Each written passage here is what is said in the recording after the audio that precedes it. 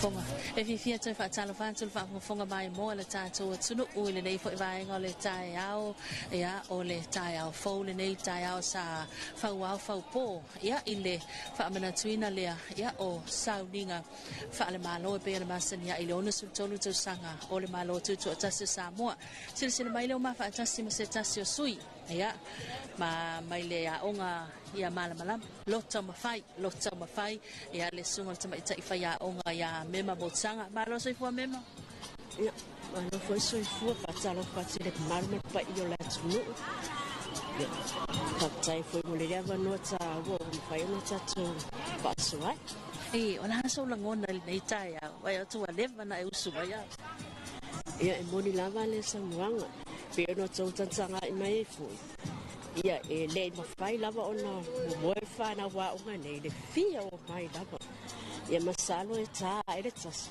ile ai ama se mo fa na ona la ngona fia ile fia ai mai foi mo ma una le nei aso fa pito mo tata tulu malo fa ta ia ona ia lo mafa na ia lo ta mafai ele to e pose li lo fa fonga mai le tato tulu malato siga fia tulanga pe nei ai sa fa mani anga tato tulu le silsila mai ya ile ona sul tolu to sanga Samoa ya paulama le ngona ya faktaile tu nei Tausaga tele wa ulia mai se tatu tunu ya lo to po mala ele wasinga sia malo lo ya ile ya faktaile tu nei Tausaga wo Tutoatasi ai so tatu tunu ya la va no fo le vi inga faktaile tu sekia le tu e pimal TV va sekia ala va stai manuia le fa mo le ya na fo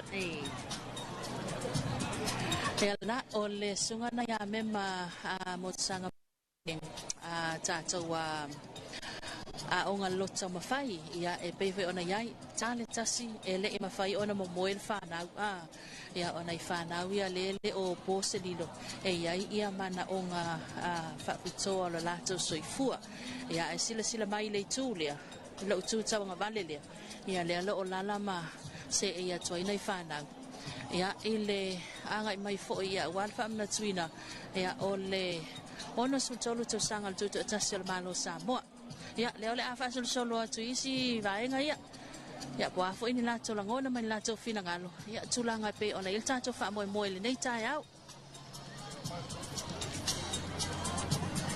ya le au mai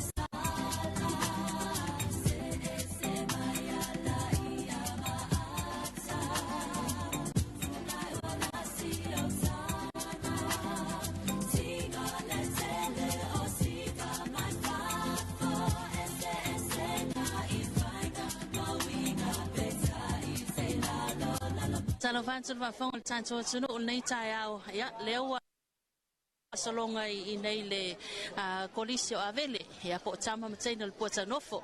Malo Moses la lausu. Malo se fomale lange marta to tunu le netaya mtongo fia. O ala usmai fole tunu mo ale singa fole netaya.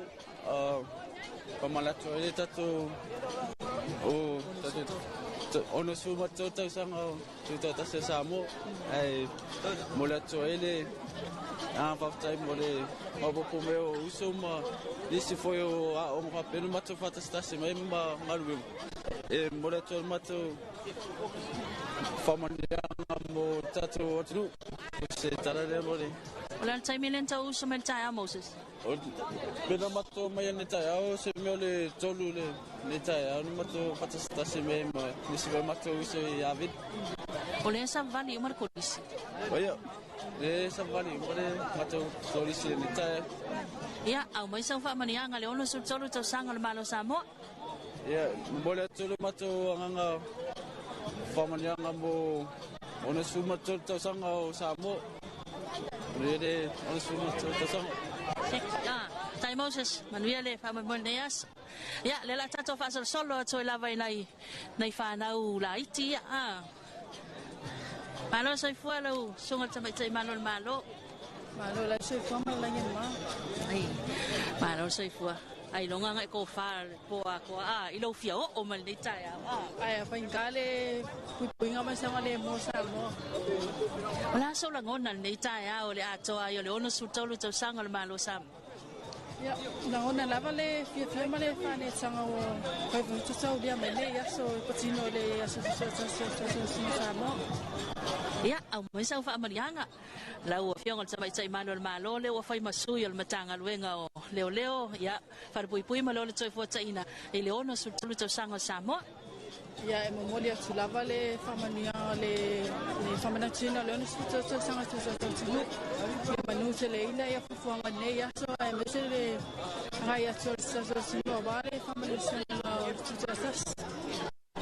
Alo tai manu ya fuanga nei ya. Ya, le la anga inga ya tu I na ya u wo ya na ya wo ya tak sa fa TV so le kwa ko pala ya sa la friend ya kire pe yo leo le ko o no mo Borina Nagwali mo tawa o Vailima Primary School Wala tayo mila na uso mai o tau Perlina na tayo Olifa na ino sa util tayo Oi, caro, vai. Sacrifice. Lele, ayo sa iputia Perlina tayo. May Vailima Primary School. Ia la uso mai. Eva vesu el tulang. Wala so lang onan na tayo lo sawit sa Savali le ono sultolo Tausaga Sam. Fia pe odi. Fia mal odi. Lala sa utala may sa utala le ono sultolo Tausaga Samoa. Faamanatuina le ono tolo Tausaga Samoa. La tala faila tunu ula la makamaka mai loka mama lokinga ya mama dad ya fa so kala TV manuia le ono sultolo Tausaga Sam mia laso tato fa isi ole to tele la si malta to turu ya ua la upae ia tele fo yo o la mua o onga ia mai sai o tele matanga luenga malo fala po tonga tuba oti ia tele company business ia wale ono sultolo Tausaga o la tanto Malo Samoa le la tanto fa solo to ile onga St Mary's I Savali Tulo la vale fio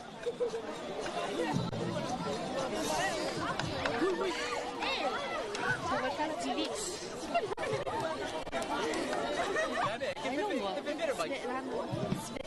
Svetlan.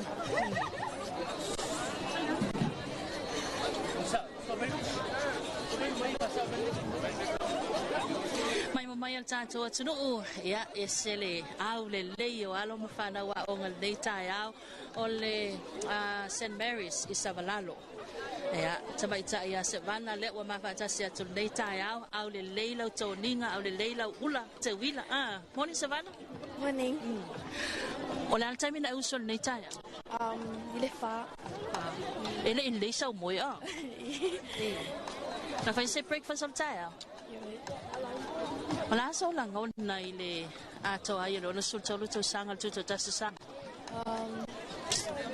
I'm glad that Samoa's celebrating their independence. We do this to honor all of the people and for our freedom. And I'm grateful that everyone's here to honor that. And I hope our traditions never end. Any wishes for the 63rd celebration of Samoa? Sorry? I'll make a wish. I wish that our governments become strong again and our country will remain powerful and they will all work together for the better of Samoa. And I hope everyone gets along, the governments and everyone. Thank you. Any blessings for the 63rd? Yes, I hope God blesses our country with a lot of stuff, and I hope He adds more days to our lives. So what's your plan after the 63rd celebration today? I plan on going home and sleeping. Going home and have lunch? Okay, have a blessed day today. Thank you. Ya, lena ona yalo mafana uia le haonga tulanga lua Savalalo, St. Mary Savalalo ale kalesia katoliko. Ya, ile la Tausaga for Faamanatuina lona sutolu Tausaga o le Malo TUTO'ATASI Samoa. Pasol solo mai le fu'a lea. Ya, o le ua tu le fu'a lea ya o ele la faino ka. Chicha, kia sa mo e pena suya le la mua so fa mangianga le mo so to sama la ku. Ale lua e mo. Ai no mo. Pito. Ya. Ole ya ole sunga le ya pito. Ole taita yulu le onga tulanga lua malisi. E mulima ya pia. Ya. Malo pito. Malo le dal taimina usu mai tawa onga le taya. Ole fa. Ola so mafofau ye leo o me le taya. Tapena ngal le taya. Ya no mafofau ke mingi ya mo kwa fia ke mingi. Sa me wa fia. Fia sub savat. Ono sub tolu tau sangal Malo TUTO'ATASI Samoa. Ya au mai se fa madia. Yulu le wa failo le o la inga faya o nga mala mua tato tulu le o su tolu to sanga Samoa imong ya kelela wong stu kolu ka sa ko kas kay kelela tai malia telene yaso ya tato fa solo tu lavai o le vaenga le la ya le anga inga ia tuile tele fo yo aonga ya ona o le tele wa onga le fa pito mai lumana ya la mafana wa onga o le ala na fa fainga tai ona pe o la e pito itua ia no Malo la fainga dwen ya o le fa pito mai lumana ya la mafana wa onga le ia fa fainga hofia ona mo buala to Savali ya va ve alela anga inga mai perta to wa pa tala no anga nei tai ya I le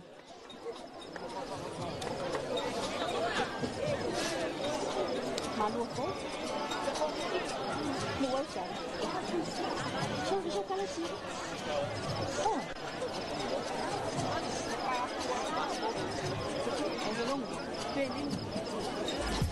Ole kolisia nu ausala.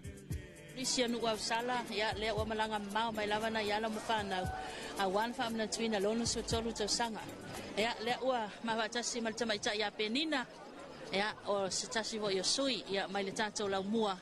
Mai polisi no sala. Malo se fo penina. Malo se fo. O mai ol nei taia. Manu ya faftai. Ora taimi le na uso mai o tau la mua I tato lo toan. Ya uso mai le ko tolu lo veao. Pa fento o. Mama ko mai passe le mako. Fa pito al pas ya ambai umai ia tau la mua. Ole Savali mo tawao. Ya. Mafaya o nga uma ola so lang honan nei tayo lo no su tolu to sango samo. Ya wo ya le mafai ka ko nga uli mai ka sanga kele. Ia pangasi mga. Wala lang fufuanga pe amai ale Savali al tawaonga. Kafao pe osfadainga pe Nyon mela ngai le de.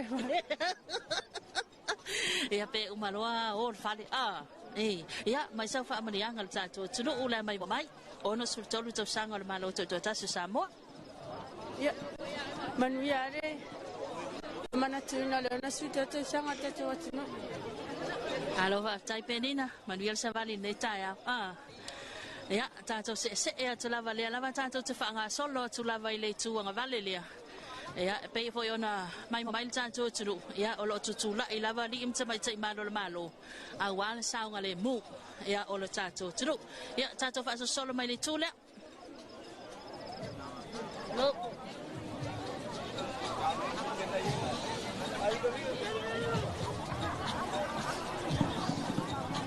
Alo sai fua ia yo ia ta sa no anga ile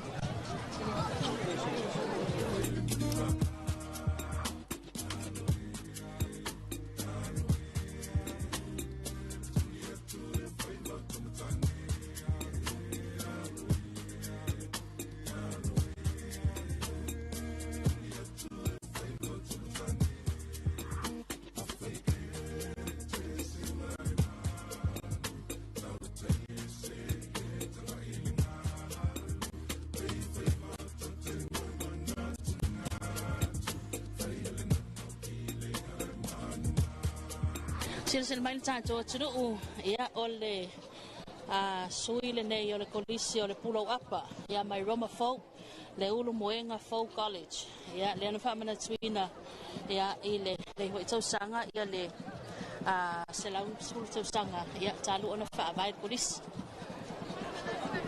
do mama tasi atu mala wole Tausaga sul Tutoatasi kolisi o le ulu moenga. Morning. Good morning. Maria vo ya. O fai se manu taia o nei taia. Ia. O uma ia. O mo fai se mai foi ni so por kalame o fai de snafu. Wala sa ulang ngona ilo usu mai ei te loto ia I Savali ma tilo atu isi tamai tia onga o isi a onga. Ia masani ai lesi. Ia mana yo foi le snafu e fai celebration like masani li so sangat. Kene lang your friend o maul ni taia. Alo fai o le Savali mon tokolis. Ia le Savali mon tokolis. Ia foi matou pulero su mai fo. Ia o le asa utala e fai le mai mai le atu le ona sultolu Tausaga Samoa. Ia ia la leo mai ia la fai matou sui. Ia tai ia frenon ya. Ia so mai matou mai fe otom sui like tu mai te matou ia matou mai fa fatas. Ia le atanga le. Ia le atanga le ona sui tolo Tausaga Samoa. Teki Maria, Manuela Savali. Ia le na ia ole sama itaina ia Maria o Tausaga Tutoatasi ia fa pena lava ona havia foi masui o le laumonei a Roma folk ia fa ari langona pe ma tele lava fa na langona o fia langona fa ngai etia ia tulanga pe ona ala usu mai taia le na amata mai lava tato fa tala no anga I nai fa na ia la onga lotta mafai tale tasia o fiala o sauni telo nai fa na ia o le lua tolu fa ele momoi ia tu enga langona vo enga le tuai na o mai tai me sauni ai se io mai o le nganga le fia male sangi fia mai ia awale Faamanatuina ia awa ava pe matutua nai nei alo mafana o tato tunu faini o lato te lua malato fana ia eta maui fa mau malato anga lono sultolu Tausaga o le Tutoatasi Samoa pe ia langa Savali mam langa Savali daddy le fuale ia le na tanto fa solo atu pe ia I o ina ni sokolisi la o fo mai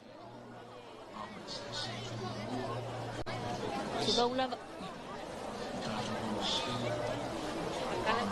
Ke foi tanga wenga fara tonga Malo fara tonga moti ia o fiona mala fan fa be foi ia kalapu mai ngai sesi o mfai ona fi mai tātou te olo pita wha manu te mea whaatasi ia ua sabina o le ono sfotol tu sana i le tutoatasi o si o tātou tunu ia i le nei tai au ia whaatawhatu sau te mai a fi mai ia i le whamoemoe o le tunu mawalunga ia mapo i poea ia i le tala mai o ao le pai o le tunu. Good morning. O le aonga tūlanga lua lea sa le lesi. Ea, talofa muli vai? Talofa lava. La le taimi lea na anga i meltou lau mua? E, ma na ia de marururi, ni tai au fōu, ero foi le ari. Na fai se malu tai au? Ah, O le ale le breakfast safa? o le wharawa apaka ma wha mari ki sushi. Ei, whalawa whaapaka fua mua ki susu pa sekia. O la so langona nei tai au lo usu mai? O lolong ari fia mai le ari. Mai le, alo whamalanga le tau ni mari fia. An nei sau mua e apo? I don't feel open ni kai? Le ai. Le se mo ia o mai sfa mani anga le ona su tolu Tausaga o le tato Malo Samoa e pe ona ia le nei tai au. Ya. Mai sau fa mani anga a toa le ona su tolu Tausaga o le Malo Samoa. E tai le to o le mere ne ia so o na ro foi tai to le. Faamanatuina le fo Samoa. Tai lava mra no. Tai lava ia foi lau Savali, vai sal tau la mua, sal lesi primary school, seki. Ia, fa solo atu I le vaenga lea, ia, le lava o se e mai ai, ia, le to tele fo io, o na ia tātou Malo.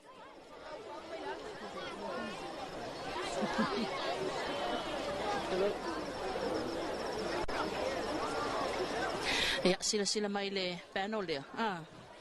Celebrating the 50th anniversary of China and Samoa diplomatic ties. Excuse me, sir. Do you want to say something on the TV? What's your name again? You speak English? A little. A little. Okay. Yes. What's your name? My name is Gao Xiang. Okay. I'm from China. I'm here with Kausha from China. Yes. Morning. Morning. How's your feeling this morning? Samoa. Yes. Yeah. How's your feeling this morning? Oh, very good. Very good. Very good. Yes, very nice. Very. Is this your first time here, member of the celebration of the Independence Day of Samoa? Excuse me? Is this your first time here in Samoa, involved in a celebration? I have been here 2 years. Okay. Yeah. But this is your first time to be it's part the of first the... time, to join this valley, yes. Yeah, okay. So I feel very nice. So I feel yes, the Samoa is very good. Samoa and the Samoa people is very nice. Yeah. Despite the weather. Yeah. Yes, I like it. I like Samoa. Like it? Yes. Any blessings for the 63rd anniversary of Samoa? I wish Samoa better and Samoa people better and better. Thank you. Thank you. Have a nice day. Have a nice day. Ya, nana ol fa nga paanga na tato Malo Samoa ya malai tangata Malo Saina ya le lava o auto va mai fa lo fo le lato lango na fia ya ile mafai ona lato awai ya mai se Faamanatuina le ona sul tolu Tausaga o le Malo Tutoatasi Samoa ya le la fa solo to lava o ile tulia ya le lava lo mai mo mai tato tudu ya o se e mai lava ia na ya tato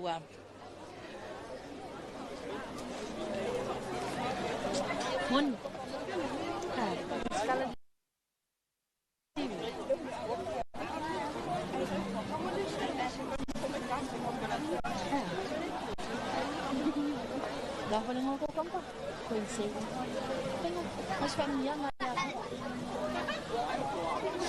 Sila main tato tuno ya ole mamanu mal pa ia la fa ngalwenga le coin save company le coin save ya ele tele o lato o loa ta ngofiele tele na o ele to tele tato tuno e tua ya hitato ya yaso o mal yaso ya ele tele o lato o loa pa u ala to ta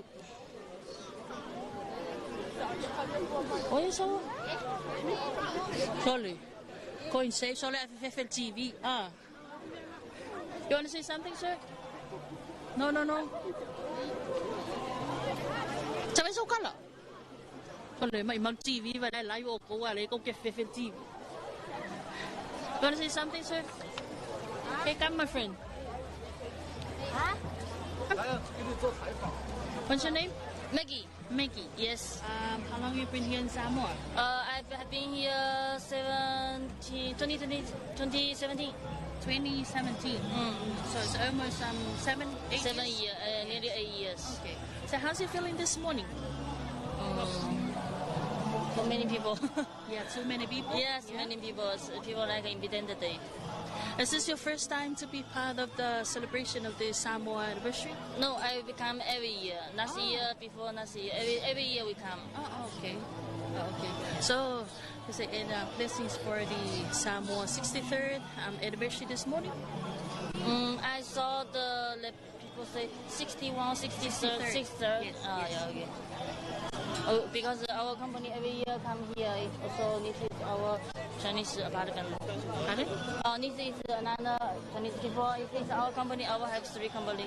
Okay. 3 companies. Family, farmers, and Coin Save and DMC.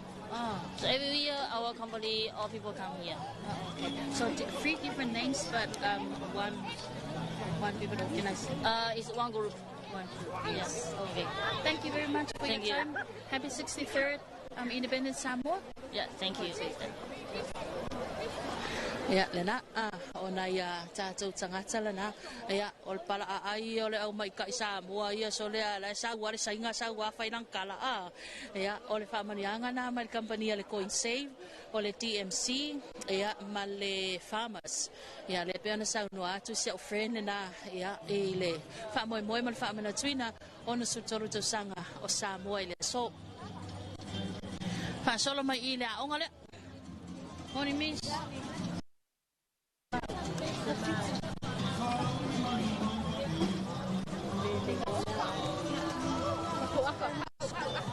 What? Palefitu. Yeah, tidak final cuma kita kayak aku masih. Tengok dia itu lucu. Nele koko good house. Ya lah, tapi Pak Mas kami gitu. Eu só interview. Rasta tahu. Oi.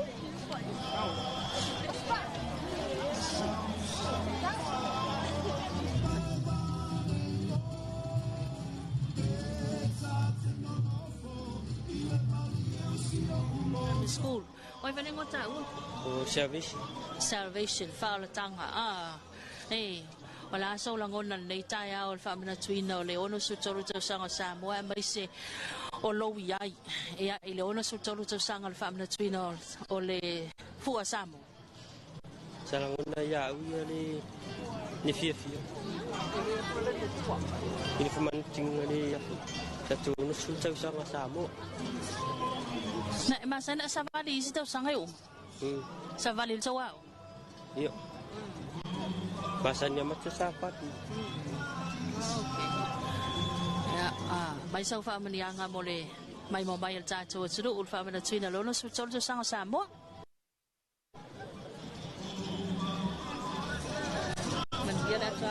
Manuia le atuana le ono sutau sanga Samoa. Masih tato tunu. Malol Savali le fela le si mele la angai. Angai le fadi. Le ya le ol fale ma le sava popo Ya, tai salvation and we are Savali net tie out. Ya, tato se mai le Ministry of Finance.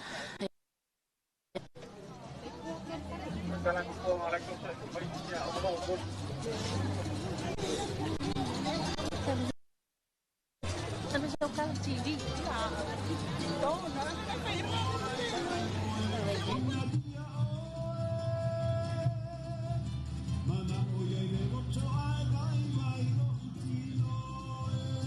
Tuula toni ngale na lanu mu sama itai ya mali ya mai se fo lanu liuli ya le pena mai mo mai ai le tato tulu nei tai out.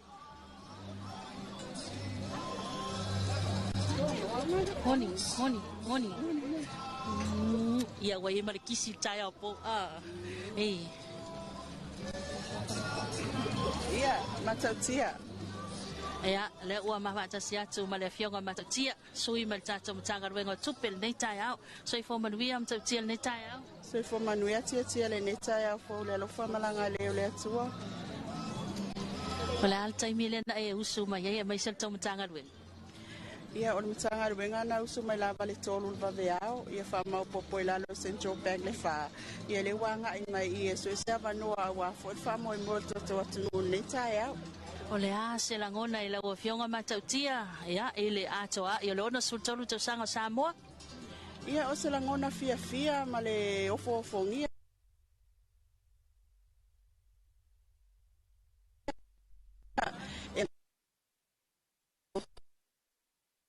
Tato wola sao loto mal file mu na o mai le atua me sa tua a wala ngoma matia sa.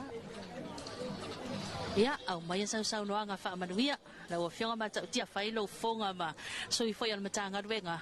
Ia, o le tela matanga ruenga. Ia, pe o le vatoa maua leo le tatou matanga ruenga e whaatala noa sona sui. Ia, ona o lea sa tele lava ina maua mai nei whanau a onga. Ia whaftai tia mo le amanoa. Ia, ave ia le nei taime mo le atuai mo o ngā lofo al minista au tupe. Ia, e maise o le office silo matanga ruenga au tupe. Ia, mo le Faamanatuina le ono sfultolu Tausaga o tatou Malo Tutoatasi o Samoa. Ia manuia tele le Faamanatuina le ono sfultolu Tausaga o tatou Malo Tutoatasi. Ia amata le manuia fai ul manuia. Ia foi le vi inga i le atua. Ia manuia foi ia whamoemoenga umo le nei aso. Malo vautai, le fionga ia matautia ma le tatou matanga ruenga o tupe. Ia, i lana saunoanga Faamanatuina le ono sultolu Tausaga le Malo Tutoatasi Samoa. Ia koe kisi, Manuia le waso la ua fionga. Ia le na, ua mai atul whaatulanga ina.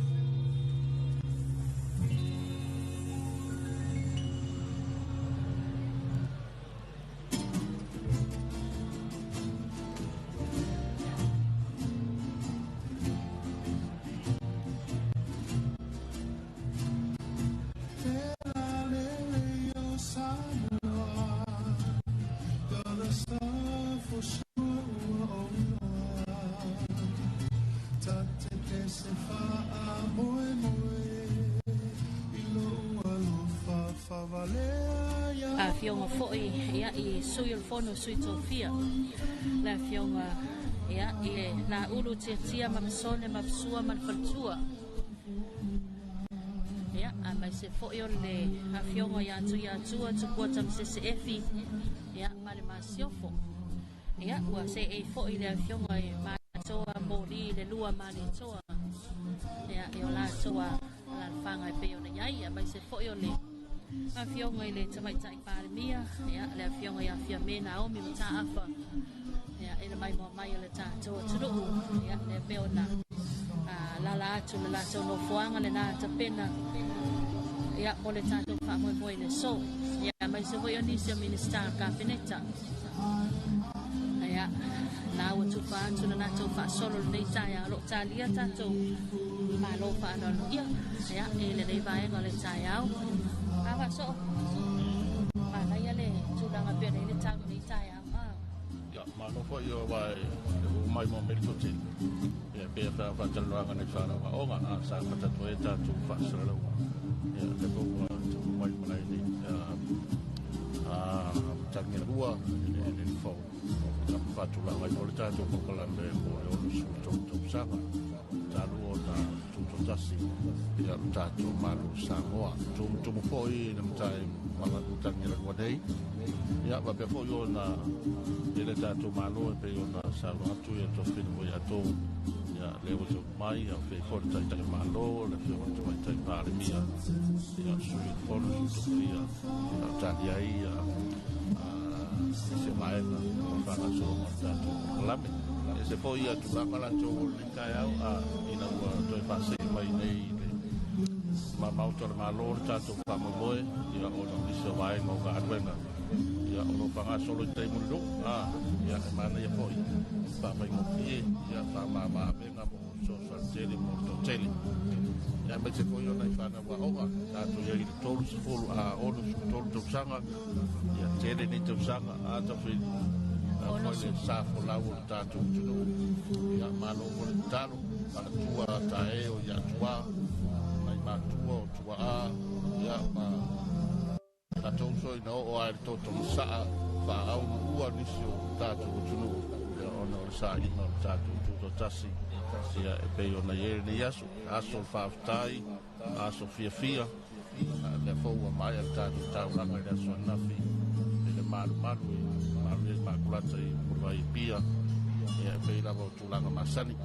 o lewa sao whai foi malai nei ia Samoa i o tūlanga masani o le tūlanga anoia ia o na tūlanga maurunga e le ngato a inga kabineta mai pāremia o tātou sui o Malo mai whafo ia whaurunga foi o tānga ruenga ia wapea foi le vaenga o whamstonga le mātou te soko ia whamaro atu o se na foi o le tāpua i mai ua mai ma whaafonga mai o tātou tunu ia o le fau whangasolo ia le whamamoe le tau nei ia le tua o mori mai lo tau se tua ia masu tātou wola ia ua al whamamoe la tau se tātou tunu e le umalawa tūlanga masani nei o le a lapa Faamanatu loa le ua ia o tātou Tutoatasi ia e nei a te se fia nofo mai mo mai nā mai ngā i tele foi o whatūrangaina ia o loka le vaenga nā o le ala tele ia ana u whaunga whatūranga mai aini so Savali ia o tele ia o na wana i ofi malai nei tangia rua ia e tāu tele ia ua foi le anga mai o tele ai se mea e lata mai tu atu e pakai lo tā ia a visi nā vaenga e mamauta ni o le Malo tuai e whangaso le foi ia le tātou whamamoe o te pama iatu le tātou polkalame ia e leo toi o mau tawhiri mai pe o lea e la whangasolo i le taunu mai ia o le ulo toke lau ia whangasolo i la e taunu mai o le komana o Amerika Samoa a foi whai ngā Malo o te tui na manua ia o na popua le tā leo no taunu mai sa o le awa manu o le Malo o Tutoatasi o na whangasolo roa lea o le tātou whamamoe ia a o mai la foi le mātango fie o le tau e pei o na iai e lao le lei wa o mai e le atua ia e le ngata o arinafi ia e whapea foi le so ia le mai te watu to whiri pei o le sārna o tonu mai ia o le ua tainu umai le sā o le awhionga i le soipānemia ma le whaletua le awhionga ia te banga tuala te banga i o Sefo Bonifacio ia ma le faritua na foi wa se ia tu ia e lo lano fuanga e pe ona fatsu na ina ia e pe ona mai mo mai le tanto wa drone po le tanto masini po ia ta fale le lungo ia ia olo o anga i mai lava le malo le atunu ia tulanga e pe ona fatsu na ngai ia le tanto Savali ia le na sila mai mo mai ia e le ngata ia ina lo pulu vaenga le lo ia tanto fale ia au lunga fo ile awala ta ia le lo ta mo fai mai ai lunga le malu ta kwa ile ka le sia me tisi mata fene ia le na lo fatu langa mai ai nisi ia ile time le nei ole anga ia ole anga e mai na ia moli mawina ia fai fo ile la tu sao ile Faamanatuina le ono su tolu tu sanga le Malo Tutoatasi Samoa pe ona sao no fo ipetana ia le fionga ia fa so tolua ia o ese fo ile nei tai au ile suia le lo vanga e pe ona tapu vai tasi ai ia tapu le manga le ono su tolu tu sanga Samoa ia le o fatina ina le mama o le Malo le fo nei ia pe ole tele o tu sanga e fatina ina sao ni nga tele fa pene ia ina malai ti fa tanuai ona o nga luenga lo fa nga solo ia le lava lo o wa nga i mai ai le tanto ono su tolu tu sanga ia i nei le mama o le Malo ta dia ia le tau no mai ia le ulo toke lau le fionga ia e Sarah tu sano ma le faletua ia fa mai se alofa tu sano ia to ai tau no fo i ta dia fo i lo to tau no mai o le fionga le Covano America Samoa le fionga ia pula li Nicolau pula ma le faletua ia Lois pula ia ona tau no ule o la fionga le amamado le Malo fionga tui ma le fano va le to asua la wile lua ma le masiofo ia fa bausili le nafo tui ma le fano ia ona amataina lo leo le tatu sali nga lotu ia epe ona ia ile nei vaenga ia ole tai au ia a ole tanga ile na va tai le tua tala tau a va so ole asa mai tauina palasi ati mo mo ia a ole wa mau le nei le masele ia le anga le nei o le tua fa mo le tanto tro ina ia fa faingo fie ia mauli masau fa mo le so ia ke yo o le lava fa mo mai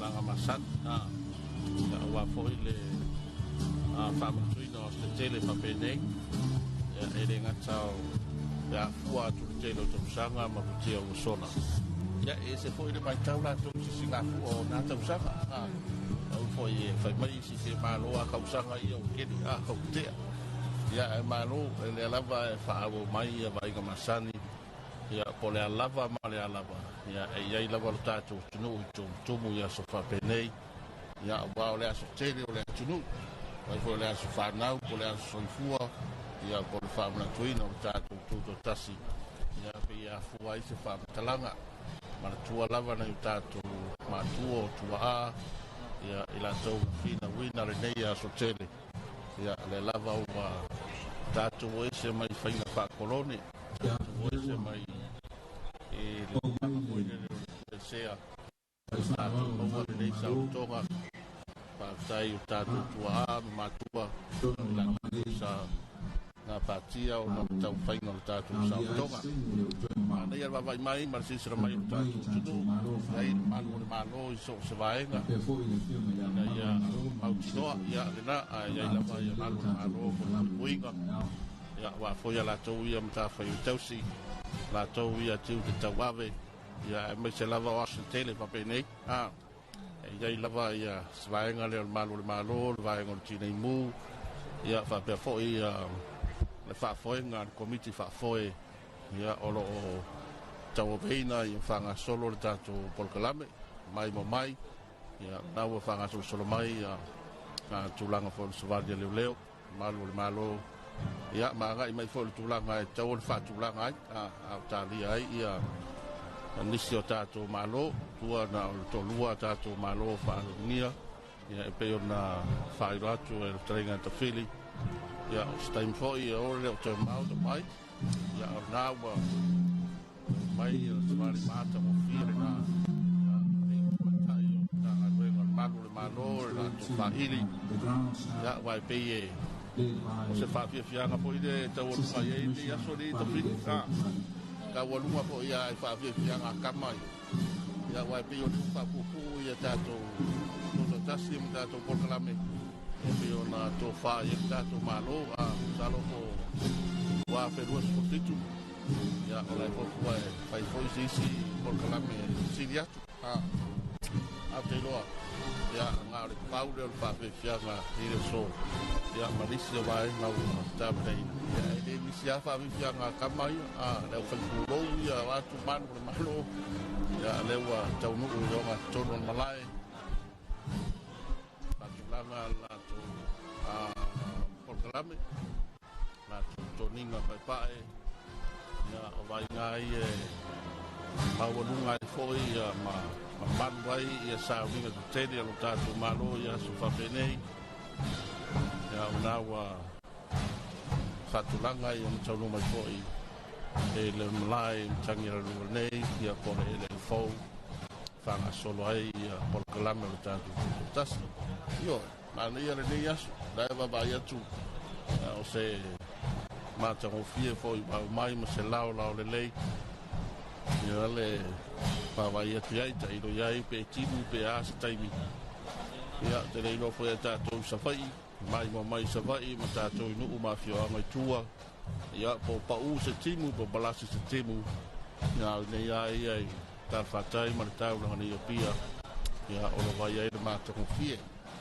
ia Malo foi le sa te ro po iwa mai asa i tia nei whanau o sina vai ngai tau tele nei lava ona ai se tau mafutanga se malu tai au ia nei tamaiti a opa ia mangai mai po e mana ia tulanga na e pe ona mai mo mai ia le tātou atu ia ele pafo mai foi ia ole fai pu ma le Savali Faamanatuina ia a di imata mai tai Malo le tātou Malo ia pe o la tau lava e tai mua ia so o se sauninga ia mai se sauninga stele ma pene ia tātou atu ia tulanga pe ona Faamanatuina foi le ono su tolu tu sanga o le Malo TUTO'ATASI o Samoa ia i le leiva engo le tai au ia e le foi ana failo ina fionga ia fa so ia le tulanga e pe ona tofa ia i le tātou Malo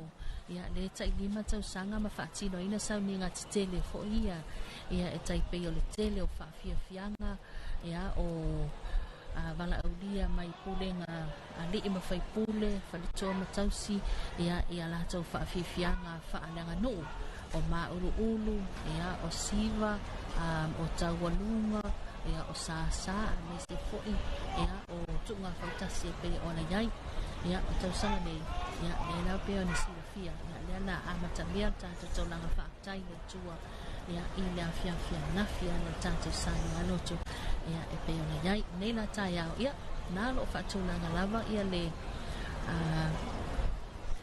wasenga fo i o li imata mai te Malo le Malo i lunga lai ia awa fo le Faamanatuina ia o le tātou whamoe le ono su solu tu sanga o le Malo TUTO'ATASI o Samoa sa o le awa le tulanga pe ona yai i ia le alii ia i le tala le tau matanga fie ia mono tātou atunu ia ele mai mo whaafonga mantua le ala o anga ia tu tātou whaasalonga i lunga tātou ala ata le Malo TV iwa ia o le si fonga Samoa le lua api a moli ma whaasipulu whaamo iwa tasi tesimal tasi whaamo iwa lua tesimal tasi whaamo tasi o fitu tesimal wha o le tātou TUTO'ATASI Facebook page ia mai sewa le tātou TUTO'ATASI piano ia mo le tātou Sina Radio app o lau pepa umana i lunga o penga te wha ilangi lea lo o anga i atuai ma momoli atuai a tātou wha salonga ia i le nei tai au ia leo le atu ina atu i lunga o le malai ia ua ta pena mai ia li mta mai te Malo le Malo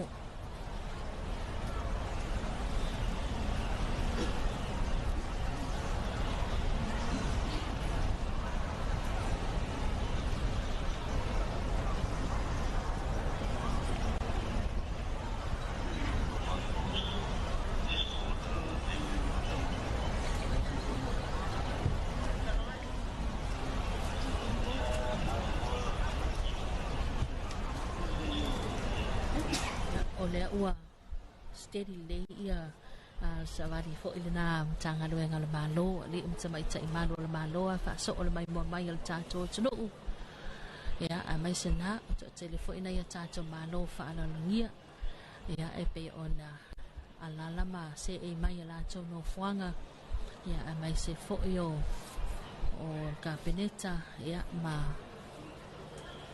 tulanga o pe ona ya ta penanga ya ele nei fo ina vai ngole taiau ya ale mai mo mai na tato ya esta vai nga pito lumo le tato mautanei o afio ai tulanga le malo ya fa pe fo yo na tele la fo tele la ngona la fo tulanga ma malua so fa pe nei ya nga tol tula ya tole ai nga fo tanga luenga le leo la to fo ya Savali ma la to ta penanga ya le se me nga se le se me toi pa o ya fa pe fo yo na ta penaina ya la vai na ta ua la to fo ya ti te tawave ya eta penai la mtali o ta to fa mo moe ya ma ta to por kala merita o nei wala ai luma so ta to tunu ya meditele o Tausaga mafutia o sola tele le atinae wa fatulanga ya ma wa manuia i fo so tatu o tunu i le safolau ma fainga malanga ya o tatu fainga malo i lo fo yo taitainga ma taiala fa le tula fono fainga malo fa tem kalasi ya i pulenga fo i tatu o tunu ya fa malo fo i le lango lang sua ali ma fai pule pulenga ma malu anu ma fio anga ya o tatu ya i nei vai tau ya mai se o nei Tausaga wa tatu e fo i le o ngā tonu nei Tausaga ya wa na pena fo i o na tatu anga mai ya o Faamanatuina o tatu Tutoatasi o le i fo Tausaga e o o lima te la fo i na mai mo mai tamai tai pare mia ya ole vai tamai tai pare mia o Samoa ya fa pe fo nei tulangi o Pasifika nisi o sengo la inga kapeneta ya fa pe fo i tato sui o malo mai fafo ya ma vai nga te o lo o ma walungai le sa fa inga le maotane ya wale tadio tato polkalame ya ma te watu na ua taunu mai sa ya stasi fo yo tato malo valaulia malo fa lolongia ya ole soidea pole ulo malo lau na ua taunu mai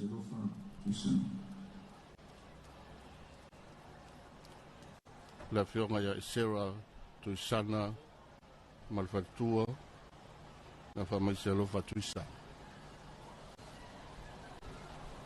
leulo le malo to ke lau malo ni maleta fatolo ke tala to ke lau ya na wa tau mai no sa ngai tu foi no lava fioi leulo le malo to ke lau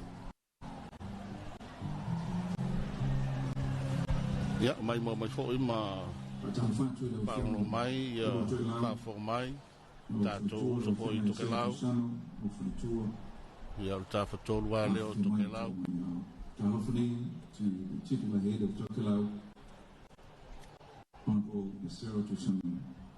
ya na mo aso to fa ya ko fili to mai no to mai mana sem leo fai lo tuso ka peneta ma yo foi o le famunga o le mtanga luenga pale mia ma ka peneta e fai ma dia le tai au me se ya la to lo ta pe na usu ka venga wai o le pa ko le ni ya ai foi la to e ni se tiu te ma se ma ta fai yo ni ya malo lo o le malo tu Siama ya Pulali ni Kola Pula ya Malon Filatua ya Ono Utapale sai fo ile malo la tiro ule no lalam pa au so stafo le kilope ya olo fa yana mai mo mai na ta chowa fa san lang on dei ta ya morning from Samoa ya malo la so fo mo ye dei bai on le ta ya the governor of mai tawa to le wa fo mai so it's a for ia ole sao le fionga i le governor America Samoa ba talo ba tule ba ia mai ununga tutuila mamanu ale nei tayau ya ta pena ia sa ni ngalo tulu tawa sa pa ti pa ia le nei ya a o matou ole wa so mafua i le Faamanatuina ya o tawa manga pe ona ia lo no su tolu tu sanga ole Malo TUTO'ATASI o Samoa ya ile nei fo ina va ngale tayau ne moli mau ya mai mo mai la tato tulu sei loan fa so ona ya tato sanga tali lo la la papa ai tulu fa ele se le fiang ni wali ka ya ngi lo ke fa fia maro lo mai malako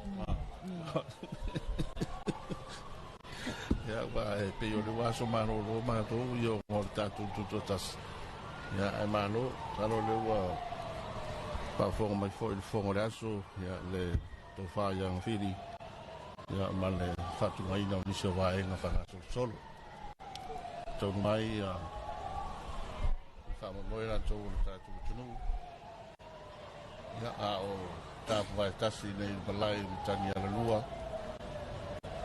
ya pole va ele le fo pe yo na si lo fiai malau do ai le to tele ele fo nei ele no aso fa pene ya me se au ina am tamia telefone yo singa fu ya so ya maleva ai le yona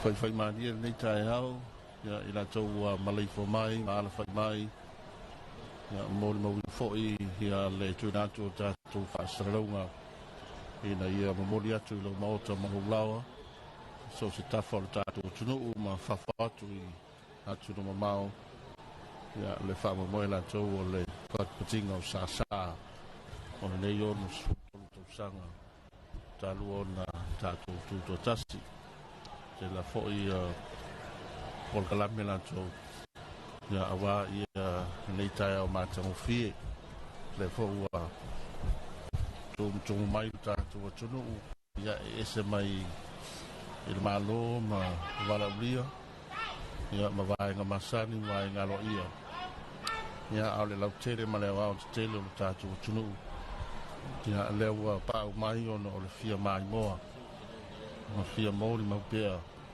ya so te tele fa penei ono tatu Malo TUTO'ATASI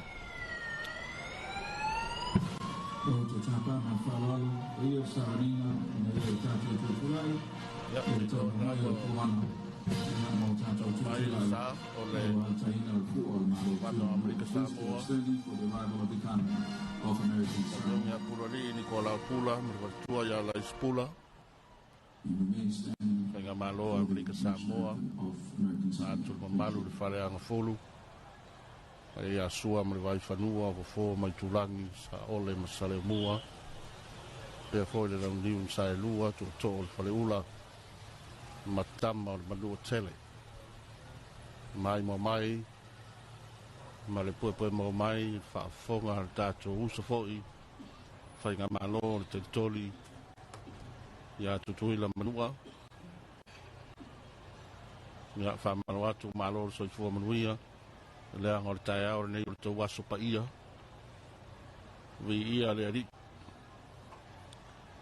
ya rena mai mo mai na to mai ya safu na na fionga ele kovana o Amerika Samoa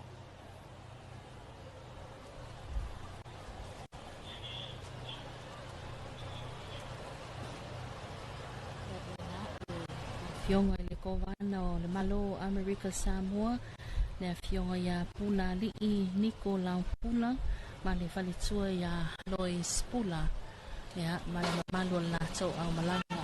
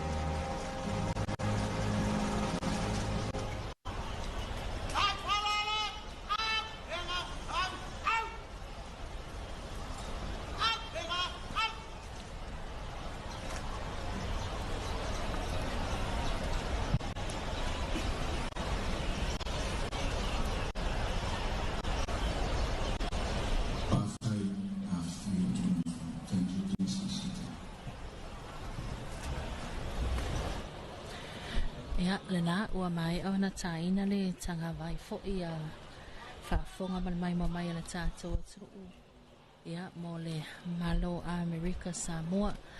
Ia mana tō mawhai o na awina atu tātou whaasalau atu sao a le leitio a le lua api ma le alata le TV iwa.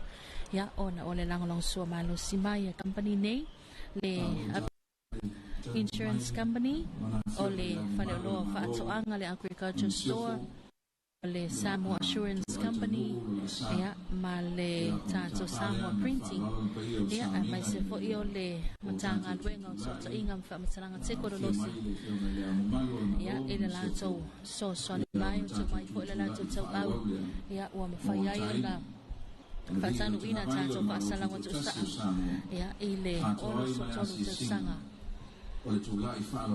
ia o le Malo Samoa Talia ia le taunu mai o lana fionga le ama Malo le Malo le fionga ia tui ma le ifano va le toa sua lau vi le lua ma le masiofo ia wha mausili le nafo tui ma le ifano ia ona taina leo le vi i o tanga vai o sa tonga o Samoa ma asiai ia le tula i wha aloalo e lana fionga i le ama Malo le Malo TUTO'ATASI Samoa ia bata amatalia i lol tātou pol kalame nei tai au faso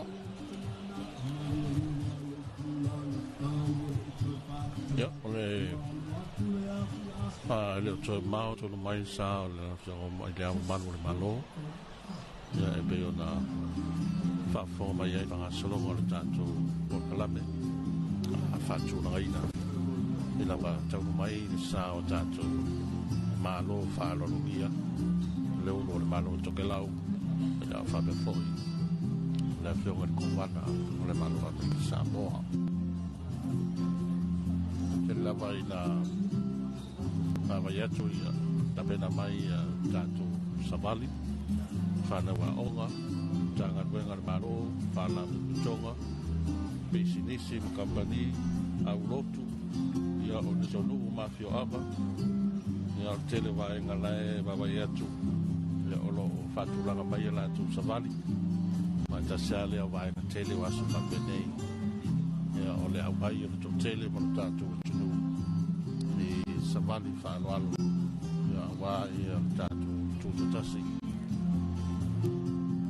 ia o le hau fiarina ma manu mawalunga ia o le mautanei no mauta le Malo pe ona Malo ai pe ale puipuinga ale tanga luenga o leo le fionga komsina ia marsui komsina marpulenga ia o alava ia whanulonga ia matulanga foi o puipuinga o le tātou tunu ia au tātou ia nei tai au mātou fie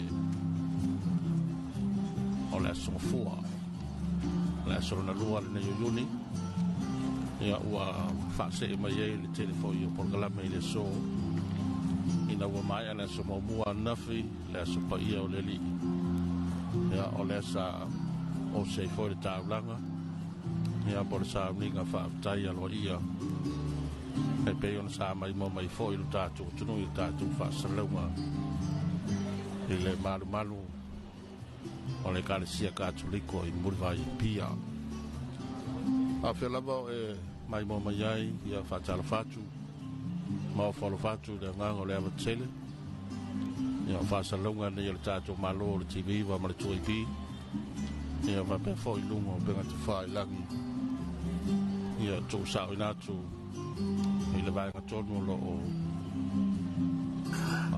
tō inatu ai i le tātou TUTO'ATASI po tāpu vai tasi ai ia le tātou polakalame i le tātou nei e la foi ua vavai atu ia ua mata o na mau maani atu malama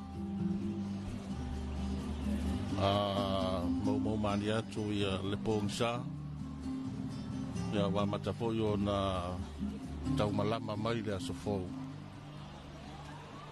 ia au tātou ia ine nei aso mātango fia i le vavai atu ia o se lao o tāpera ina o tātou matai sili o tātou tāpau sili le langi ia o wār Faamanatuina o le tutoatasi o le tatou malo Samoa le ua ono sefulutolu tausaga ia mai tauatu o lenā ua aga mai le vaega sisifo o le tatou malai nei sa foʻi o manu le malo ia faafeao mai ai le ao mamanu le tatou malo tutoatasi fano valetoga tolapina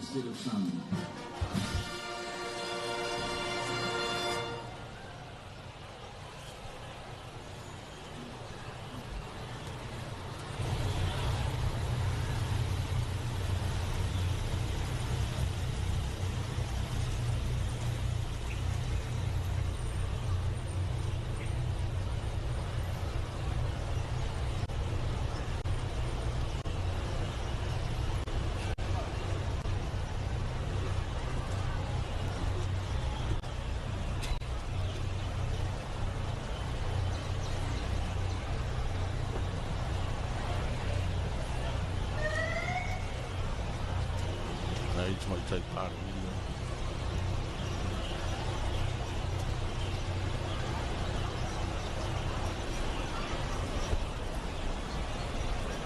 Whapera I tonu mai, saola na whioga I awa manu le Malo.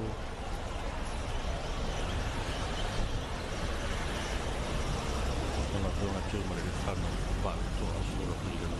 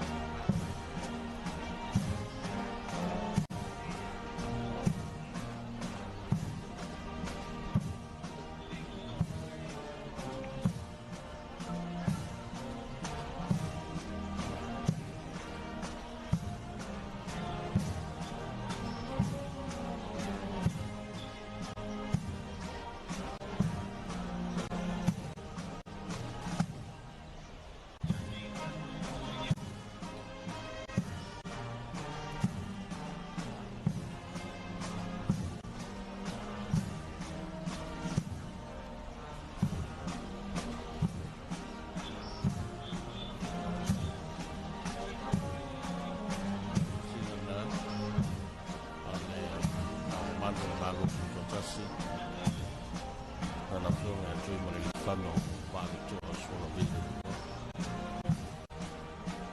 Whakawhoi o na pata se toi whoi ma le tai Malo e a whionga i te mai tai pāri mi.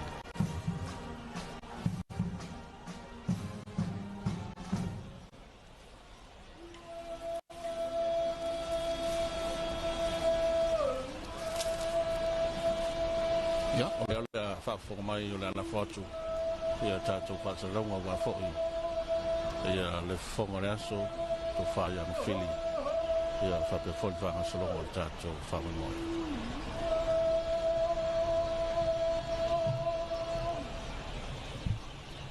Whaafitai a whio tōna whanga.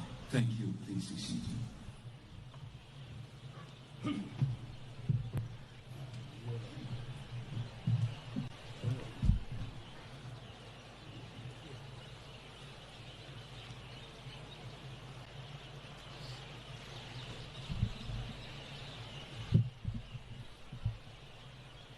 Nai loa o e mama.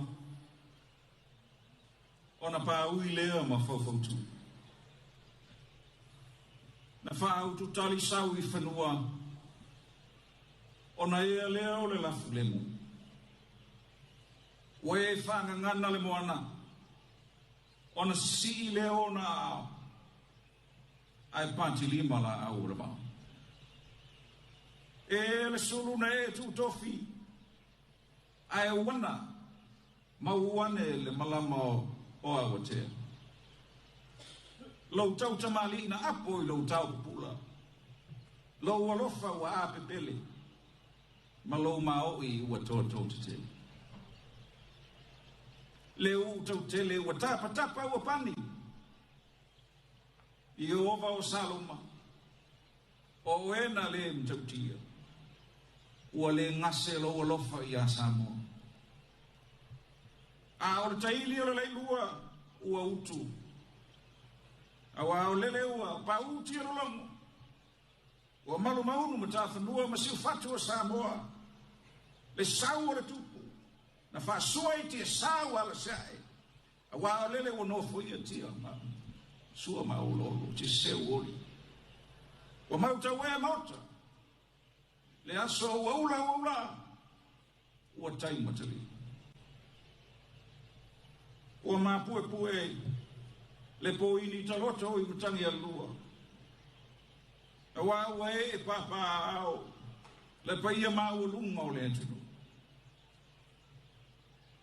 Paia mai ona puna o, seia paia ona fatu tuloto. Le paia o le tātou Malo. Paia o whale kalesia. O paia o le atunu. Ai al paia maulunga o tātou Malo whala o lungia. O steimi, o na tūle le tai o le watele. Malele le fionga I le au Malo o le Malo. E anga tonua I le paia maulunga o le neisami. Whailo mātou leo msui. O le fionga I teitai whono o komiti o tāpenanga o Tuto'atasi.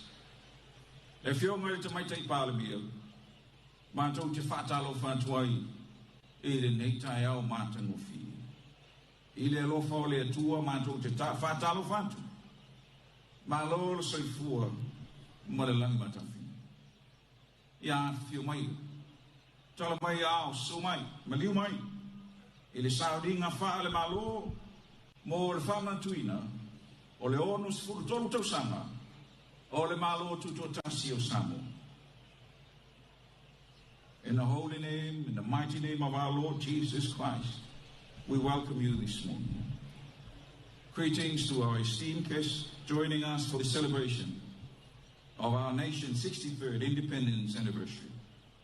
We welcome you all, those who are gathered on these grounds, and those joining us from all the villages around the country and afar. Talofa.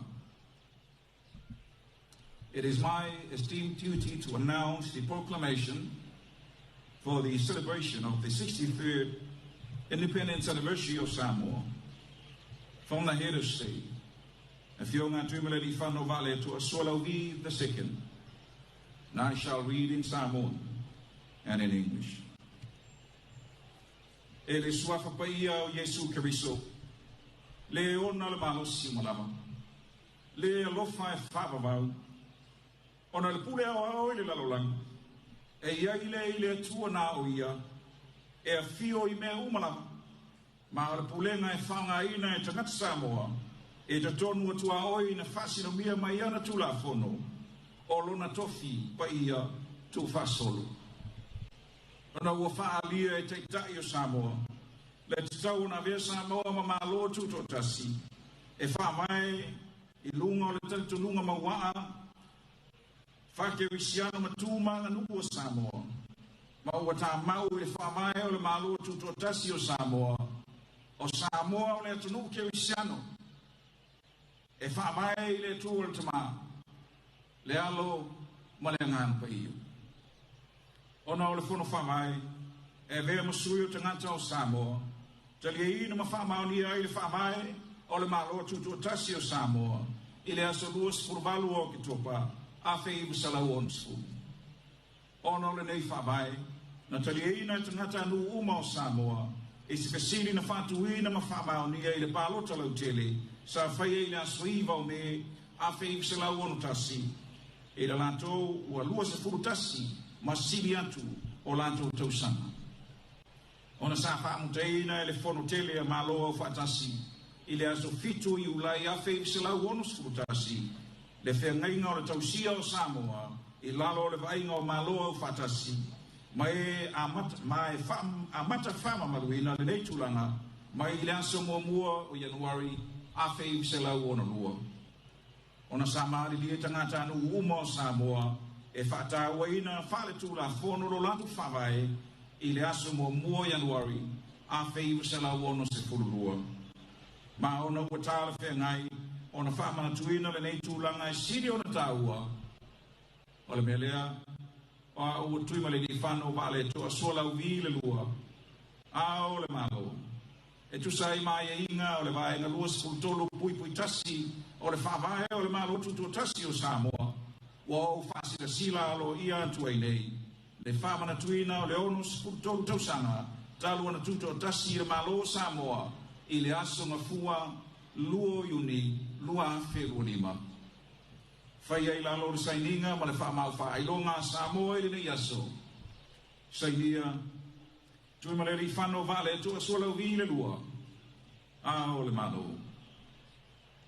In the holy name of God, the Almighty, the ever-loving, whereas the sovereignty over the universe belongs to the omnipresent God alone, and the authority to be exercised by the people of Samoa within the limits prescribed by his commandment is a sacred heritage. Whereas the leaders of Samoa have declared that Samoa should be an independent state based on Christian principles and Samoan customs and traditions. As it is now enshrined in the Constitution of Samoa that Samoa is a Christian nation founded on God the Father, the Son, and of the Holy Spirit. Whereas the Constitutional Convention representing the people of Samoa on the 28th day of October 1960 adopted and enacted the Constitution of the independent state of Samoa. Whereas the Constitution was accepted by an overwhelming majority of the people of Samoa in a plebiscite based on universal suffrage on the 9th day of May 1961. Whereas the General Assembly of the United Nations Organization unanimously terminated the statutorship agreement on Samoa on the 7th day of July 1961, the termination to be effective on the 1st of January 1962. Whereas the people of Samoa have decided to bring into force the Constitution of the independent state of Samoa on the 1st day of January 1962. And whereas it is fitting that this momentous event be duly commemorated. Now, therefore, I, Tuimaleli Whano Vale Tuasula V II, Head of State, pursuant to Article 23, Bracket 1 of the Constitution, proclaim that the 63rd anniversary of the independent state of Samoa be celebrated on this day, Monday, the 2nd of June, 2025. Given under his hand in the public seal of Samoa on this day, Signed, Jumaleli Fano Vale to Swallow V II, Head of State. O te tapa male whaaloalo. La tunga e te fono e kalesi sofatasi Samoa. La sunga e soli uli. Mo le tai ingo le nei samingo. E le tata. Reverend I sort.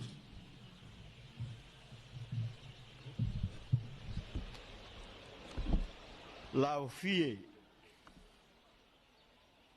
To alelei.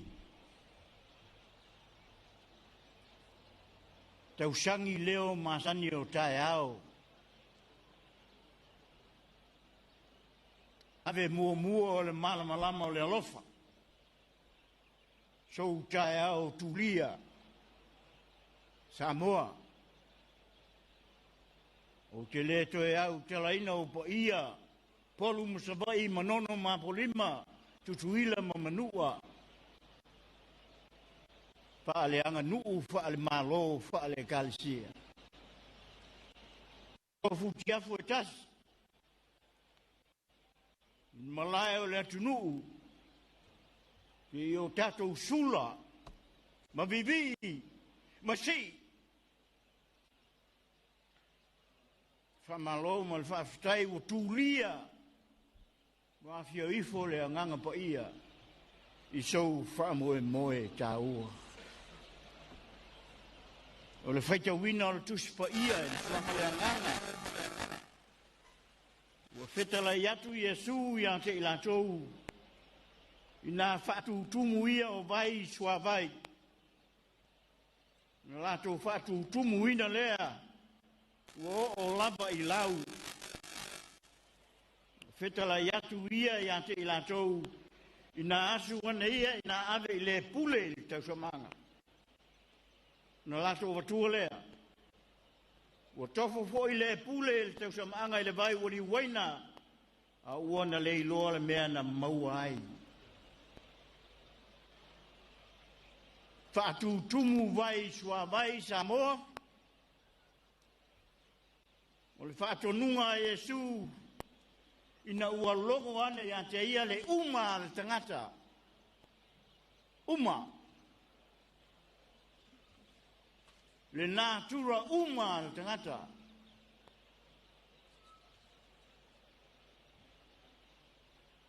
Le mea le i whaia le fuafuanga pa ia le atua i le amatanga. Nate le i whaia se uma. Aina tā pena le tangata ia lona uma. Ina ua mele. Ma vale taurima. Manu e tena. Ai.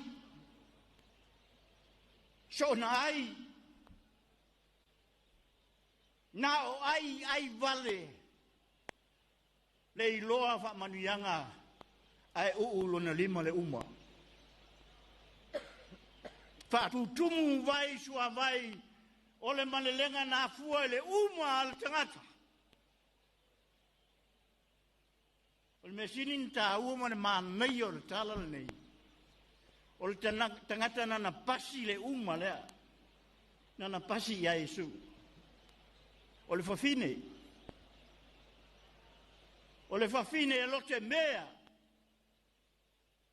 Nana tau ia Yesu le masiasi. Ma le luma o le tangata. Wa uma le tapenanga. O le ali mua le i tusinga o le tuspa ia.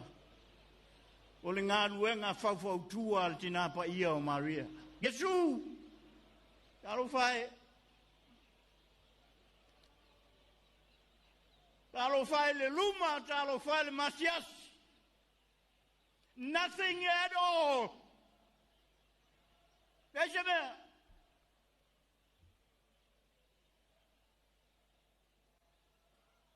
E ui ai na pesa tali a Yesu iluntina. A wasila fia e Maria. E fai e Yesu. E fai e Yesu. Tatu tumu vai sua vai. Ni ai se mea da pele iloa pe dan mena umai. Pe na so na inu, pe na masa sa. Pe paua le lava. Awa o le nā tura leo le tangata po o le alta pena. Po ani whailonga. Ani universite, PhD, PA, MA, BV. I le mawhaina to e mau ai le tangata le Faamanatuina o le atoa. E uma le tangata. E uma. Toe au se pili ma se mo'o. Nana le iloa le mea utupu nei a Samoa. Ia o ai se tamatiti whatoa whanau le tae au nei. Whanau malangona o le masias. Whanau malangona o le whanonoa. Ta ia o le malo. Ka watu ana le la le tala ya lau talinga malo I fono al malo. Tau pulenga na whainei le maneia. Maneia le atangia o le tutoatasi ma le ngā lua vatasi. E tasi ale afiafi ato e latu ma le tala umalepe. Uma! Uma!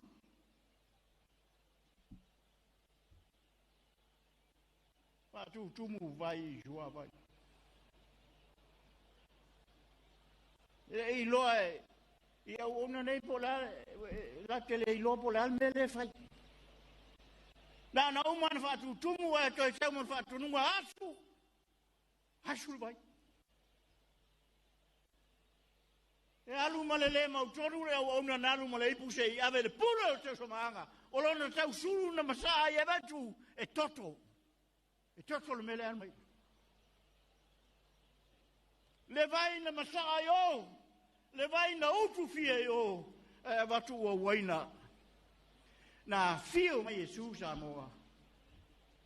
Ia whatumulo nganga. Whatumulo nganga.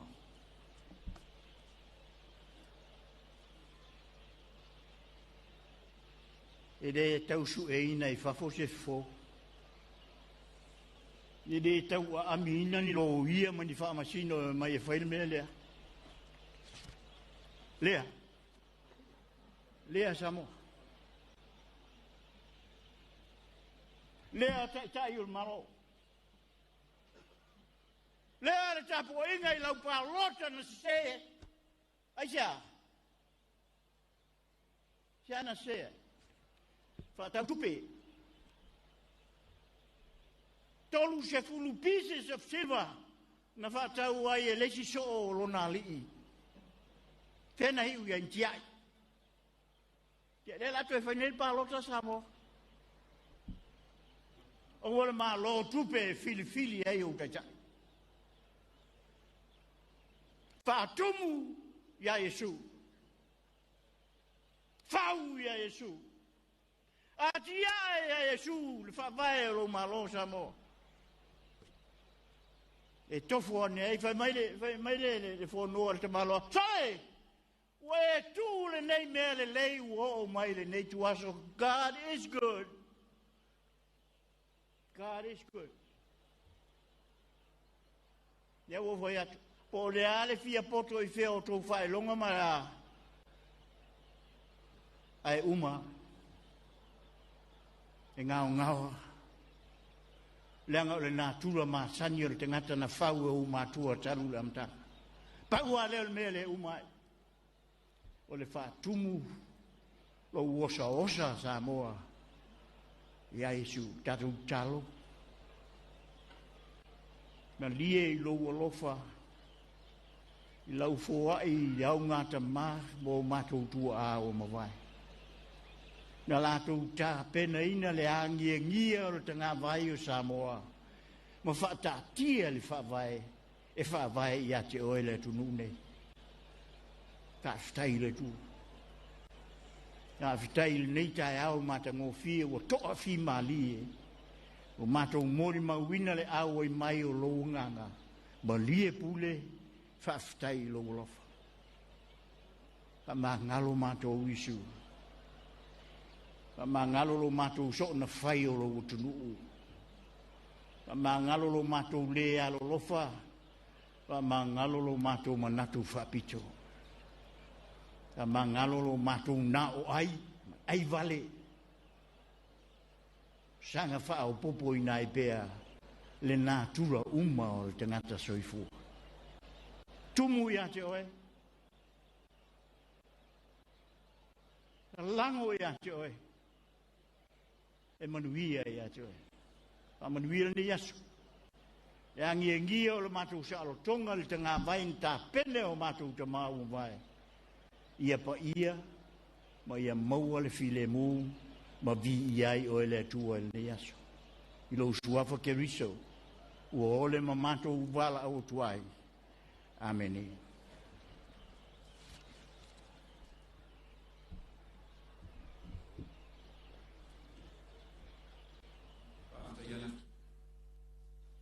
Sungai jai saminga, sungai ai soli ya mole mana pei ele ni jai. E a jau ya tele tawai o te tapai male falalo lau fionga ile a malo le malo lau fionga tu mele li fano solo vi vale tole mo lau mana den lau fionga ile a malo.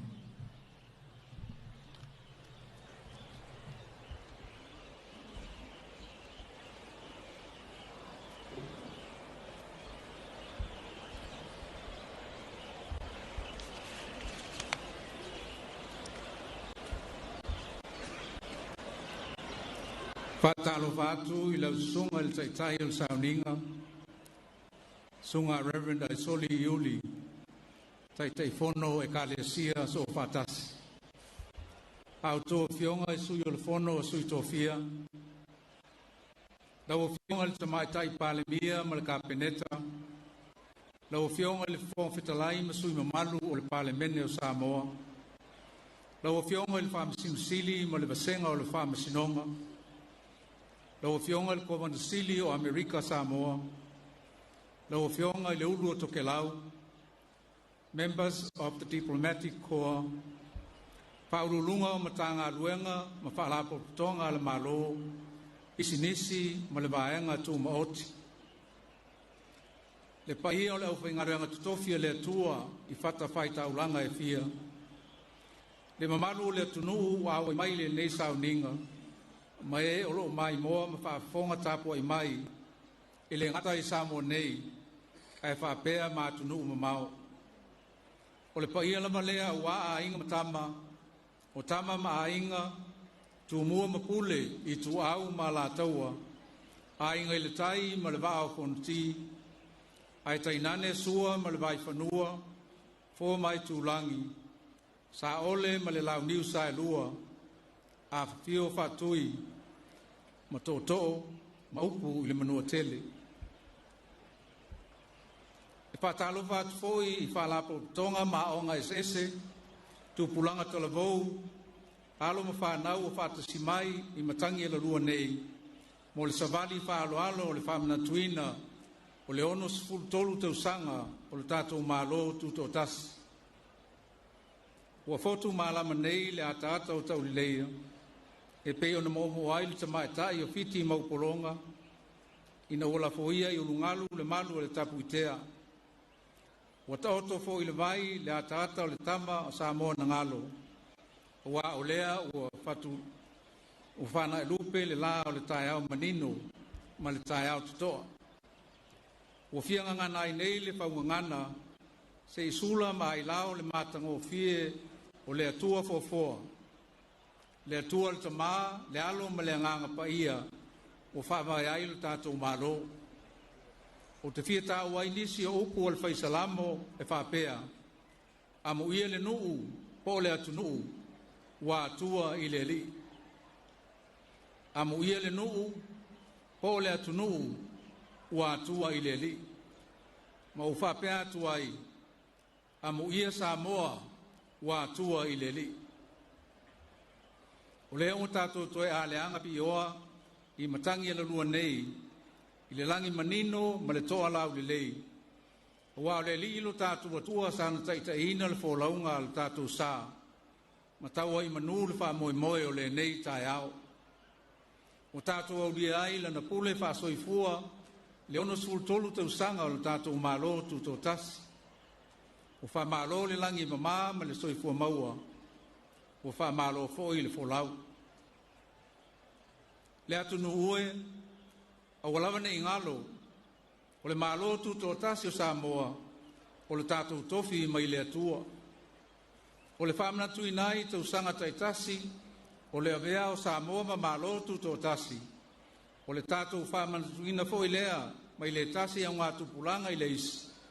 O le alofa tu noa o le atua. Na mau ai o tātou tua le lotu tele, le malosi, le poto, ma le tamau a inga. E pausia mātina e ai le malosi o tātou watunu, le nei o tātou e ai, masao i maa o maalie. A tō manatu i futia o sola, i atu wasa e fia sa ata wasa mai ai le folaunga o le tātou watunu, se o mai le nei tae au, e ma eu le whamaoni o le tātou atua. Na maua e Samoa le salotonga mai pūlenga whakolone, le nei o whafoeina pūle ai le tātou Malo Tutoatasi, e o tātou lava taitai ma tangata anu. Ia whafoi ei pēle vi inga ma si il whaftai le tātou tapau i le langi, wa olana taita inga, mauna ao, whalo loa, o lo ta ui, ma malu tapu ao ina ai pea, lo to soifua ma lo tātou wola. Ai meise o le tātou tofi ma le tātou whasino manga, o Samoa, o lana mea alofa mo i tātou. Ai le ilava se fo launga i le whitaia ai ma whita malu i tau o le vasa. Ma o anga ia o le soifuanga i le ola nei. I tātā longa atu ai, ma se whau, le atu nu ue. Tau lava ina tātou mātāla i ngā o inga le li o le lalulangi. Nei vai vai ai le whātua tua i le taita inga mana le atua whātonu folau. I tai malu ma peau le langa o le vasa. Oie e fotu ai pea mālama. Ma maua le toa langi le lei. E folau saunga le muai le sao Samoa. E mori atu ai le whaafitai tele i taitai o e ka le sia. Ma le au whai ngā luenga tutofia le atua. Ona o la au tau te talo. Ma whaanono ngā manu i le atua. Ina e manuia ma tofi le mu Samoa. O le tātou tofi. Ma le tātou whaasino manga mai a te ia. E tali tonu. O lo sulufoi le la mepa le au whātuatua i tutonu o whioanga manu. Whapea a inga. I ana pongi ma te talo. Whai pea. Mo le file mu.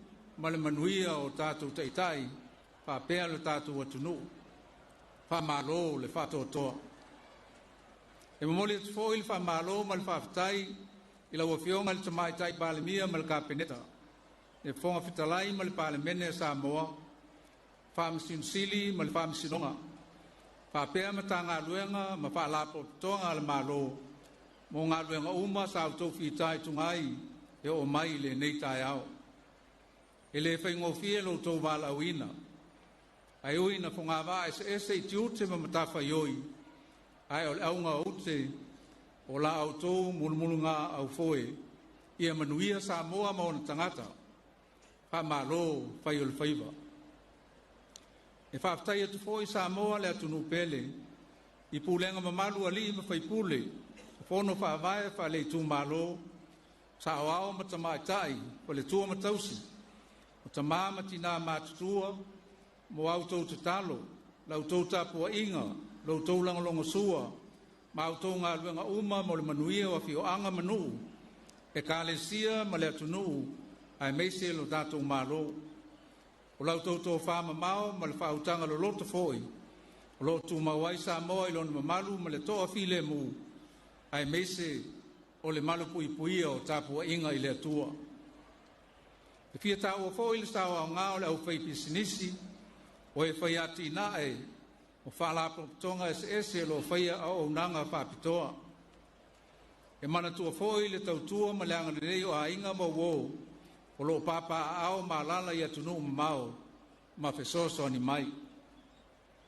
E mole atu fōi le whaptai au manga ma le malosi o nuu, o lo whai le whai le tautua, Whapea alo ma whanau o whiangai mga luenga, aonga, alonga, maisi whaiva e mauai le lumana i manuia.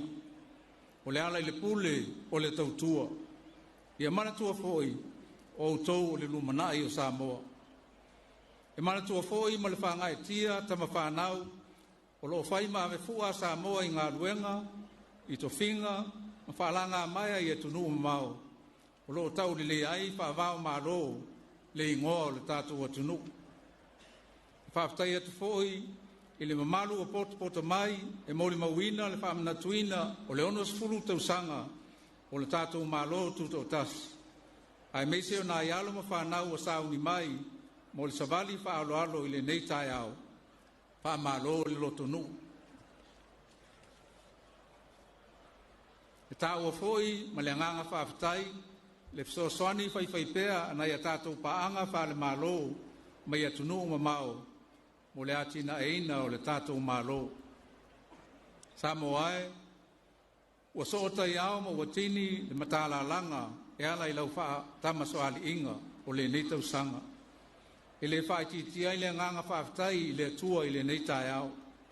Ua Malo le pale, o wha Malo le folau. O le ua atue le whanga i foa, e wha Malo le whanga i paau. Wa atoa le ono skul tolu Tausaga o le tātou Malo Tutoatasi. A le talo lau tau au auna, aua nei whaangaloina le alofa o le atua i a Samoa. Ia mea lama le alofa o le atua e whai matapasa e folauti uai le sao Samoa i le anganga e tasi, ma le wha moe moe tasi. Ia file mu ma pe alofani o tātou tangata, ma ngā lulue puna wai mo se lumana i manuia o le tātou Malo, ma le atunu. O le alofa wha le atua e onusai, e anga malu, e le losi, e le mita vale, e le whaafeteina, e le amio matanga, e le sa ilia e ia ana lava mea, e le whaitaita ngōwhie, e le whaitau leanga watu ina mai nisi, e le fia i le amio leanga, ai fia i le whamaoni. O le alofa e la matia mea uma, e le se mea ngata mai ailu na whātua tua, malona wha moe, malona o nasai, e le uma le alofa. I whamanuia tele le tua i le Malo Tutoatasi o Samoa, ma le atoanga o lona ono sul tolu Tausaga. I whamanuia foi le tua i le mamalu wa o whanga poto mai, whaapea Samoa ao, soifua.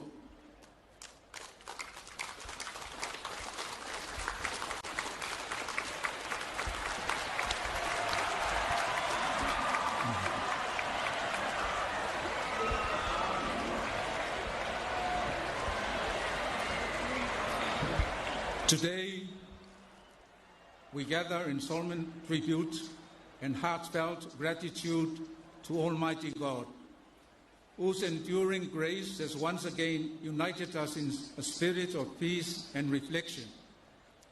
In this sacred moment, we humbly acknowledge His divine hand that has faithfully guided Samoa through the tides of history, leading us safely to this momentous occasion, the commemoration of 63 years of our independence as a sovereign nation.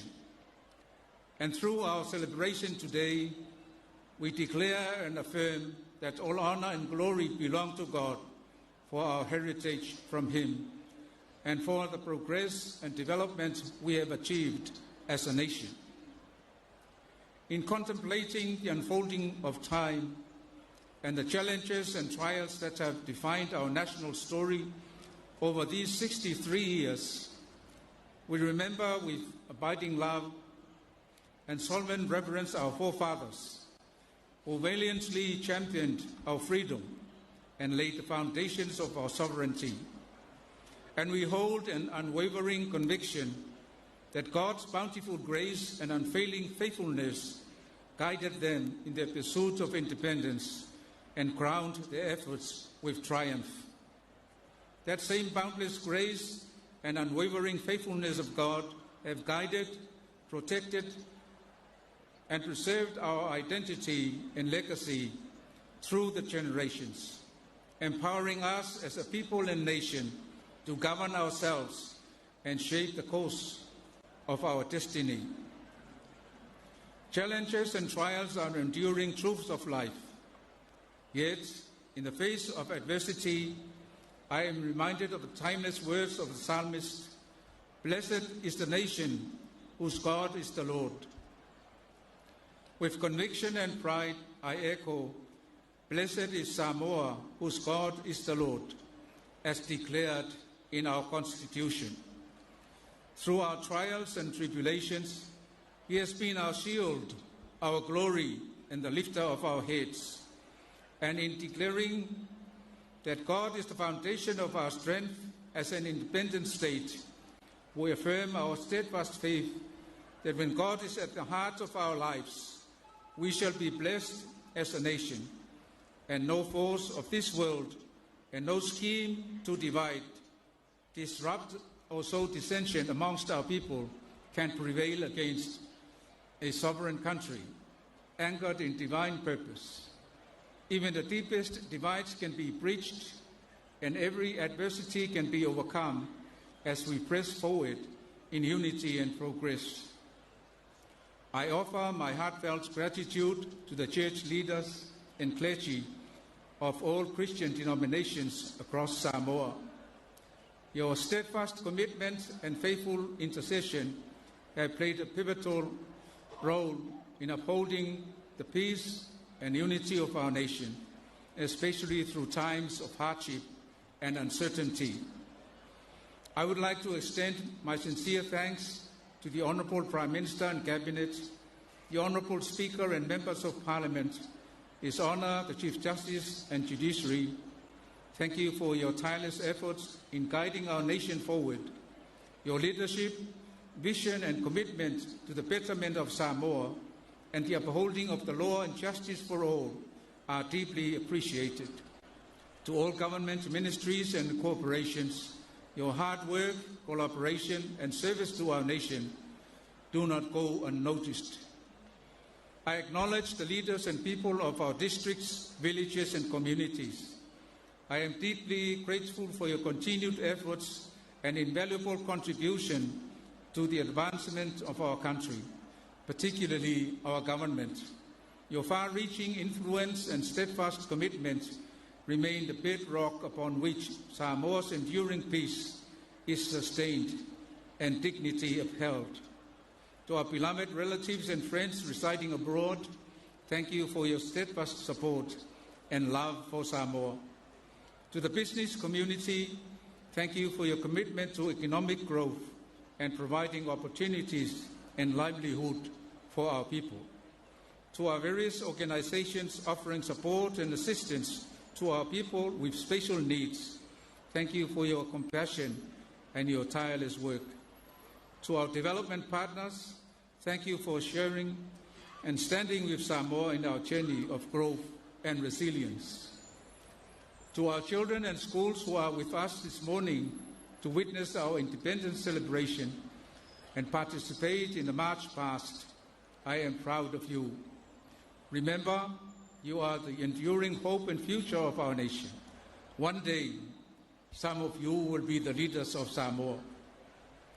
As we reflect on the journey we have taken, may we never forget the blessings we share as a people and a nation, rooted in faith, love and family, the precious values that continue to guide us through every challenge and triumph.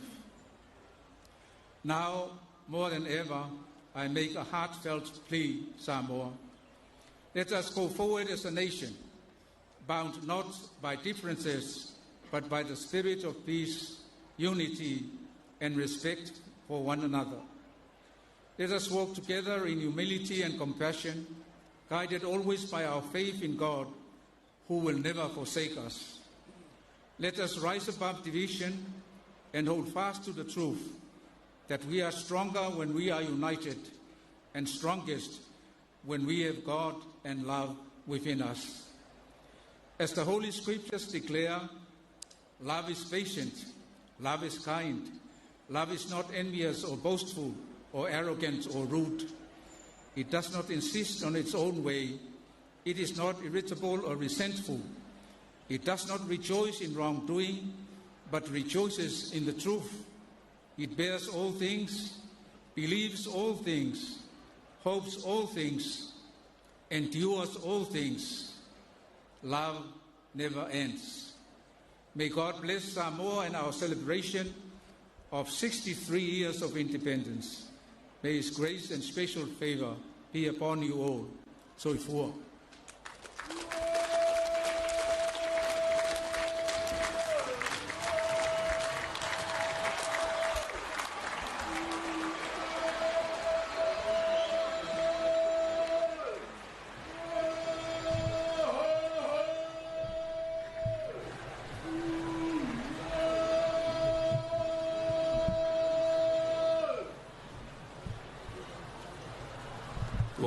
Fonga le tunu e le mala lenga pou mai la fionga ile au malo malo pa ftai malele ile au fionga ile au.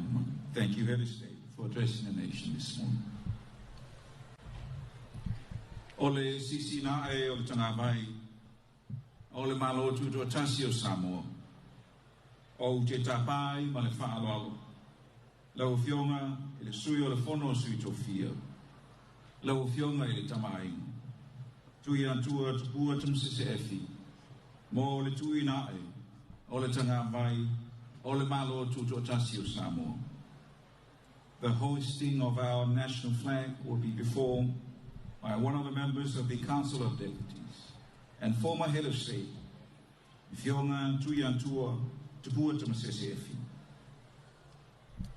Can I caution our guests and everyone gathered on these grounds that 21 gun salutes will be fired while the police lead us in the singing of our national anthem in honor of our 63rd independence anniversary celebrations. Please note that these are empty rounds made especially for ceremonial purposes.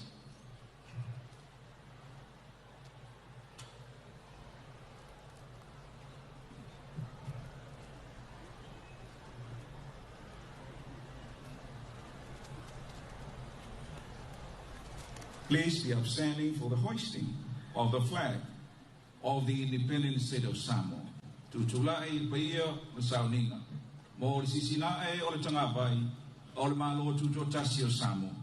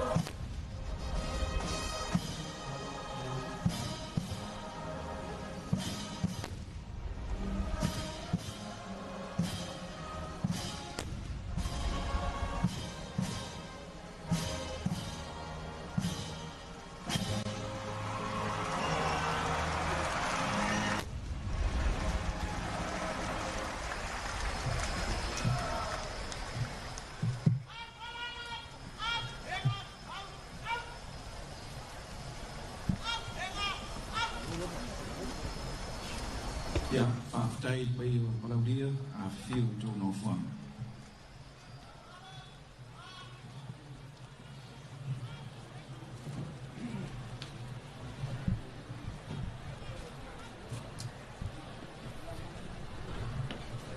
Ia pei o salinga o le a whasolo tātou Savali whaaloalo e le nei tai au.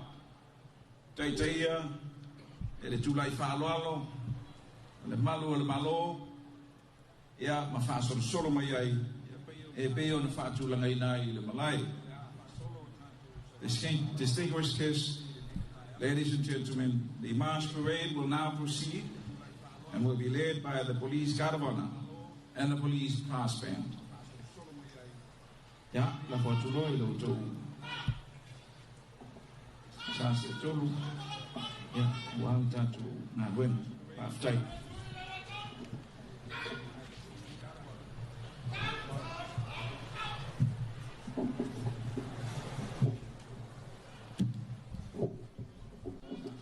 O lea ua a mai a fo'i le sisina e o le tanga vai o le Malo Tutoatasi o Samoa e pei ona iai ia le tātou whaamoemoe le so ia a mai se fo'i ia o le whaapapaina o whanawhanua ia e pei ona maasenia ia le matanga luenga ia o li I matamaita I Malo le Malo ia o le taimi nei lea ua malama a toa lava ia ta whātau tau le leia ma ua malama la tātou atunuu ia e le alofa maleanga le leia la tātou atua ua whaatūlanga atu fo'i ia le Savali na le wha'i le pua li I matamaita I Malo le Malo ia le o le ato ianga atu ia e le whaamaeina fo'i o la lātou au o nanga ma le lātou whaatinonga ia e pe ona iai ia le leivaenga o le tai au tāpena mai a tātou Savali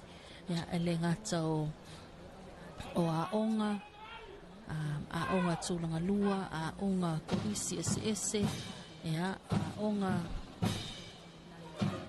tūma oti ia a mai se fo'i ia o aonga e ka le sia ia whapena ona ia I le leivaenga o le tai au ia whaso ia e ngā ua tai mua mai tātou whaile o tātou malu e nei tai au e tātou malu se a maise pati ngā tātou malu whaaronia se o tātou whaai ia I whaili a malu le masa malu le whaatatoa ia au tō nei tai au. Good morning ladies and gentlemen. Welcome to the state service of the 63rd anniversary of the independent state of Samoa 2025. And leading this morning's march past is the Samoa Police Band. Let's give a round of applause to welcome the Samoa Police Band. E malai nei mtangi alua to mai tātou tunu pa moe pa moe ya warina le malo tu lava mau pasani malo ya saya tono malai mtanga wina tutaia na fiuma kumsina pa tino foi la to pitala au ta nei ma to fie lipo ia o na e pa na ai a toninga na tanga luenga leo na foi mo tātou whai ma lono sa'i na fiuma na foi si kumsina sina luenga ia mo tāpena ina o tātou tanga luenga leo Savali ni tai au mai se foi tu na whaalo tanga luenga lo whaamo iai pui ngor tātou tunu. Good morning au Sao le mo tātou tunu o te vaenga Malo le malo wa sinchina Malo por problema Malo ile maitai tama whanau ala tunu ia olo awauna ilo tātou tunu ia tawala ile tanga ruenga leo ola toi puataina ia matapoi ia maenga upa ia olo gānu mai toi tanga ruenga leo ua whamaenga atu ia solo tirena ia lea sata ia mai na vile tātou Savali whaanoano ia e whaepo Then it's an absolute pleasure to also have the Australian Federal Police on the ground joining our and celebrate our officers that advised us on the line. And thank you very much for joining this year's celebration. Se mai se participați na ho tato malo Faamanatuina ia o mai malo tele Australia. Ia ole soifua le muni ia toi tua ia ale i matama ita i whai a oma e lato tonu na oma ma le loto tonu whai i Waitele ka Waitele lava ia pionga le kumatai tule pa ia la inga whai a oma ai lumai se alo whanau o tato lau mua le loto whai. Ladies and gentlemen, our first school ia male Savali na le University of Samoa le na lo mo le vai ngal malingi ia sa fo yo leo o matata wa totele ai ia ana mafana o tato tino mo vai ona mawana to ma wenga ia tunu mau mo ba ambeli ia ma se fo yo ana lo ia ilo tato tunu ia ole a onga na le malingi ia ilalo le University of Samoa le lo ia ile la tau fale a onga i molino Tasilia la mua pitisilia le tele la mua ia le na ua sila ma ia le tatu sulu ia so o tuai le tuo le a onga le na le malingi ia la tau linga pa pa la moana pa la pa ia ma la tau se ma le o le la tau la tonu na la was so mai ai ma le o tunu na lua George Brown po si o si palau ni fale ula ya ole a o tunu na lua le ya ale e ka le sia wa o metisi e sa mo la tunu ninga e fu ma pa ya mai se o fio mai fale tua ya le alo ave mali i msa pa ya onga ya ile a onga tunu na lua ya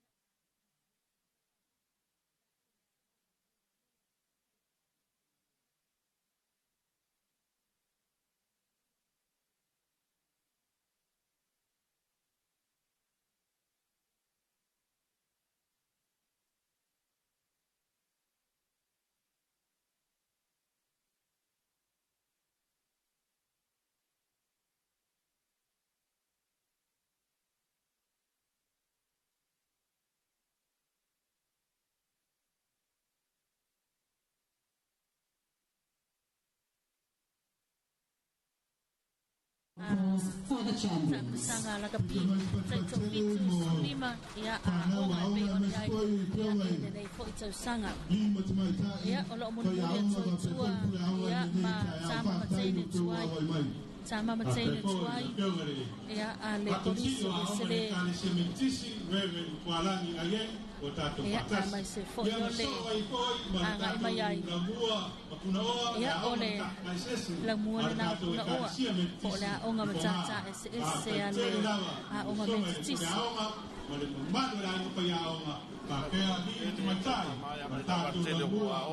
polisi ya le kalesia metisi private school ya babia foi polisi ya na wa ya mai samantene na vai ese la mua kuroa ya mai faleula ari tamai tai fa ya onga pulenga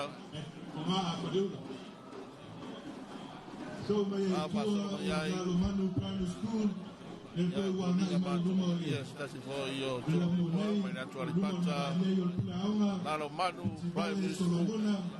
Veia com a polícia Samoa. Ya, ahora na mai Malo Manu Primary School na rua. Ai natural pata Maroa. Maroa lo sao. all the way from Malo. Thank you, Malo.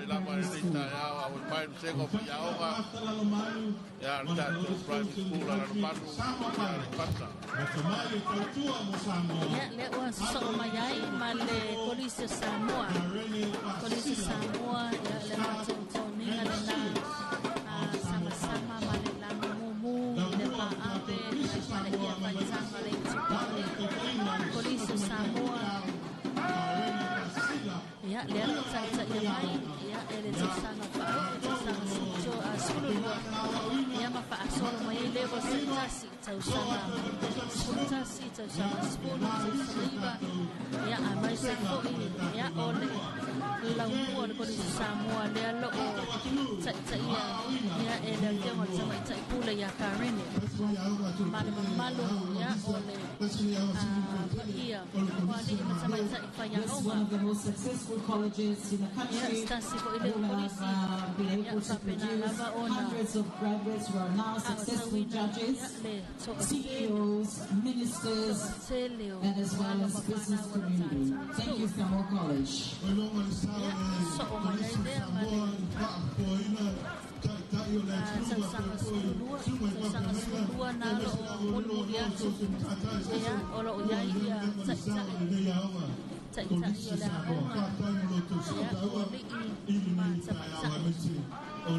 Ya muli atuailea ya ole afionga tsama tsai pula ya garene malmamali mo pa ia oli tsama tsai fa ya onga ya la totoni le sama ya epe ona angai mai ya ole Faamanatuina foi ya ole ono sutonu tsanga ya ole Tutoatasi Malo sama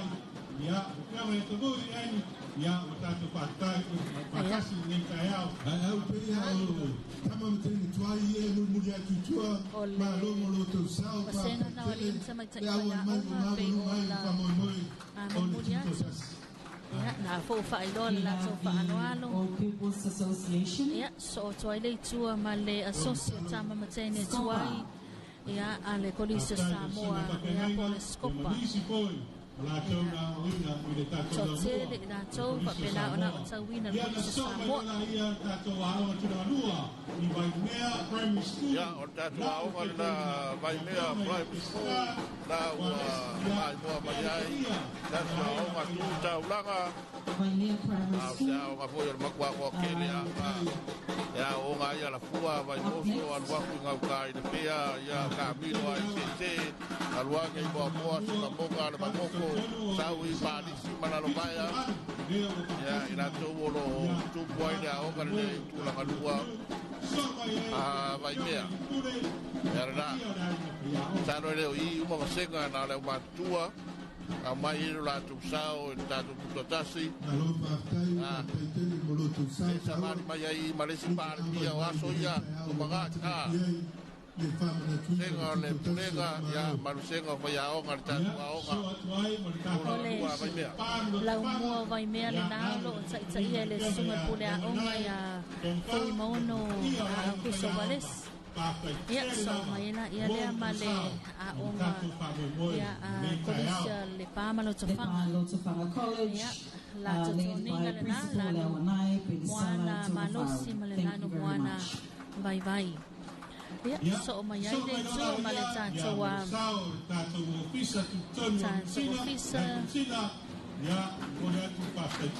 volunteer service abroad ya la wa mai de la toni ngululi na olo fai lo lava ya le fai nga paanga Samoa Malo sila so mai male pia primary school i Manifa pia primary school i Manifa ya nalo so mai tua ya ile mai a solo na ya ale officer ni sila ya it ton wala tanto tru wa mai amala tu fa lo So mayai malawa tumalua ya pia primary school. Stasi wa ile wa onga tulang lua pito sili na toteli.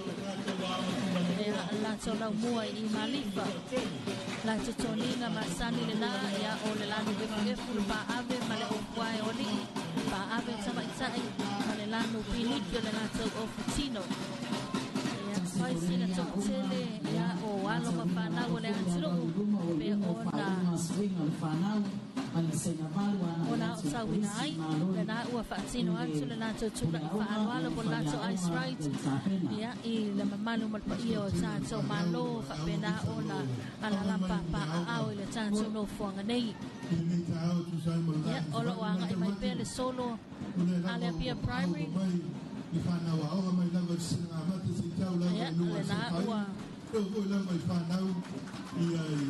solo mai lava ia sama fai lava ina ia fa mai a mai fai so tele ia o o le la mua le nei ale apia primary school as early as 3 o'clock in the morning. Ia o lo muri mai ai ia le se ma foi ali ma se mai sai fai a onga ia le la toninga piniki ma le la lo tongi lava le tongi la onga Ya, la onga nga te tia pea le Kalesia Katoliko. Ala mo se sainga te mai se saa. La ile pea. Tasi po yo onga te tele. Ya, na. Ai mo la tu Savali, ai la tu Faamanatuina. Ya wale mo mai o le Malo mai papo.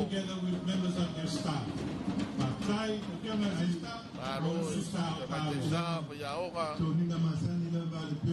Sini te matesa mangi te awala mo ai la o po yerpea.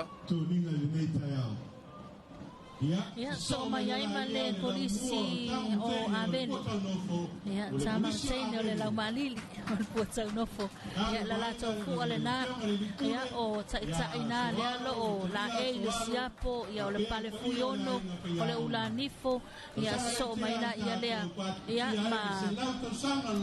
ma alo ma fanau o loo aʻotauina le kolisi o avele ia e pei ona ia ile nei tae la toninga masani le na o lano mea mata lano paepae ma le fusiua ma le ula asisi lano samasama ma le lantou sei o le puatau nofo lano samasama ia e pei ona ia mumuli atu alii na loo faasausau ia a ma le latou ula fala ia ma le latou ula asisi o le sei foʻi ia ma le latou mua tolu toninga lano mea mata ia lena alo fa na solo me pensa se foi leo kolisi so tele te tono la tanto ia e me ona mo wina lo tsa ia ele afio mai dali tule ia misa so alo otilia ia ole sunga ile tsa tsa ipule lua ia mesa kere ia malo malpaia ia o le ima tsa tsa fa ia onga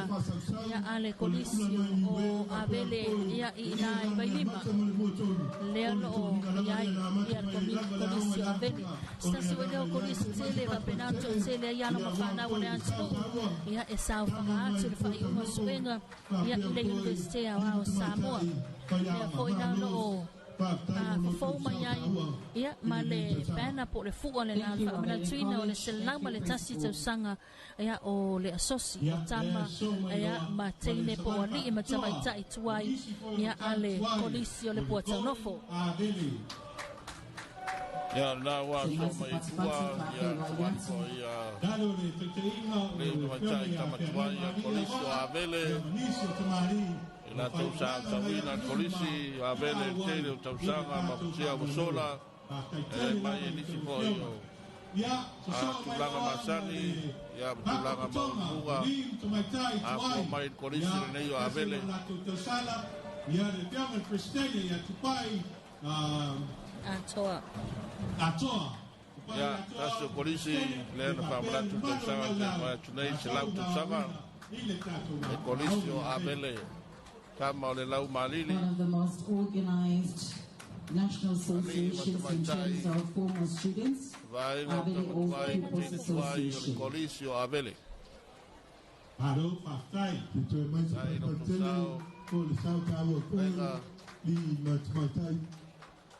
Ya, palisuanda ya masoe. Karkasi kausanga nga onga ya Avele, tuga masoe. Ai lato faroalo ya malato malo ova Marcelo Tausaga le watasi se lau Martasi Tausaga le matua polisi na avele tamu te tuai na mua a vele ma so ai no la io le si deva ai tato university a Samoa the Faculty of Health Science. Yeah, that was so my the Faculty of Health Science. Yeah, po le vaenga lea le nursing. Yeah, vaenga lea le Faculty Health Science. Yeah, o stasilo tuitino fo I po le sila la lea. Yeah, o le tato University wa Samoa. Le lo wa o tawina fo yeah I le papa ngala. Yeah, and be on so my Faculty of Education, yeah, my number is University of Samoa. Yeah, boy, that's all that Samoa Matania or yeah, my Ave Matau, yeah, in a fire on a Bawa Failonga, if a very Latoma Fire, the University of Samoa. Yeah, Lela was so my Faculty of Business and Entrepreneurship. Yeah, o le vaenga le mea tau pisinisi o lo awa o tauina I le University of Samoa ia I me tau pu tau pisinisi ia I le University of o lo tātou tino u to tele ia ali I matamaita I lo o tauina I le ngata o alo mawhanau ia a ua mawhai fo I le au whainga luenga I la tau lo whainga luenga ia ona toe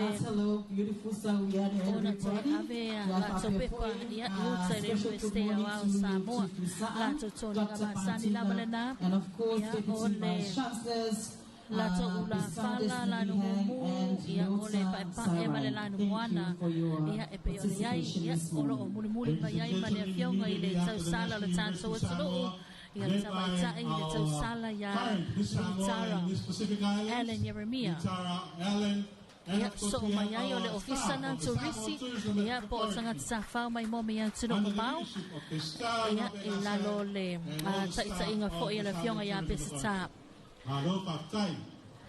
ia sunga ia whanaya ia a mai se fo ia o le mamalu o le ofisa turisi ia la tutoni ngā masani le nā ia o le lana moana. One of our major donor and development partners. Thank you very much.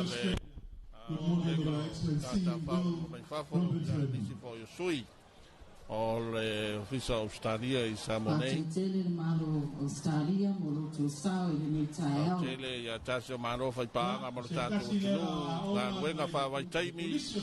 Koia o le visa ya fua I Australia ya uma upu. Na udanga ya mai le ofisa Australia. Polisio sanganga. Mai mo mai tato tino to linga lang wanga. Ya male tiro mai pae ya ora to ninga masani lama male polisi sanganga so tele ya ne polisi ya ile foi tuorta tu au tawina ile to tero fanau ya aro la tu masanga ia la inga paiaonga o lo ngā lue na hino alu whanau paiaonga mai tatu polisi I sanganga a fio mai ia o wan fatino ino la tofo ia sao Next we have Faamanatuina Christian College. Mure tua ia le Savali tele ale polisi o le Faamanatuina vai tele tafi polisi Faamanatuina ia I lalo le ekalesia le bishop ia tai fono le sunga whawhenga ia pasta amosa ma le Faamanatuina alesi ia mai seo le polisi o Faamanatuina ia le tamaitai I lato la mua ina I vai tele fou ia le la ua fou atu la tutula I whaalualo ia o vai tele lea no o amata le vasenga Tausaga Malo ia e o Tausaga sfulu ma le lua ia o lo tai ia foi e le sunga tama I whaia onga ia Misti Pamaa ia mai se foi o le mamalu malpa ia o li tama I whaia onga ia le lato toninga masani na toninga lano mea mata le ofitino lanu moana ia le ia faitanga o li'i ma le lau sakete o tamaitai ia a o le vasenga o taitai na lo o whaia lanto fusiua po la e ina fusiua le tupa o tamaitai ia le na o le aonga le whaatuatua to tele ia tulanga e pe o la iai e le ngata i le a o tawina ai o whanau le kane siapi shepherd ia ai lo te tala fo i le avanoa ia i so o se alo lava lo tātou o turu ia whapena o na o tawina i tātou kolisi ia le whaatuatua Faith College ia le pe o iai na lo muli o toitua ia le senga o li im samaitai Faya onga ia o lo taiulu ai le suga Mississippi maa lawa so malo si Mr. Lassi ia o Miss Otineru ai mai se foi o Miss Ulberg ia o lo muli atuai ia ma Miss o vaenga o le imtama itai tuai o le laumua o le kolisi o whatatua o ila tausa o tauina Stasi wai leo kolisi fa pena ona to tele ano mafana wale atudo ia ko fa malienga i suenga tausanga fai pamba wale avanoa ile nestea wa Samoa ali ko tai foi a o kolisi o fatotua atu lato talo atu ya malo wala uia so mai tua le o tu lua sa malia i savalalo talo taitaina sa mai taisa Savalalo. Ele foi sao nei foi a oga. Amata do foi a tawina o tele o tamatai. Ya foi do mo la tu sao e la tina e o tatu. A oga na sa tamalia i Savalalo.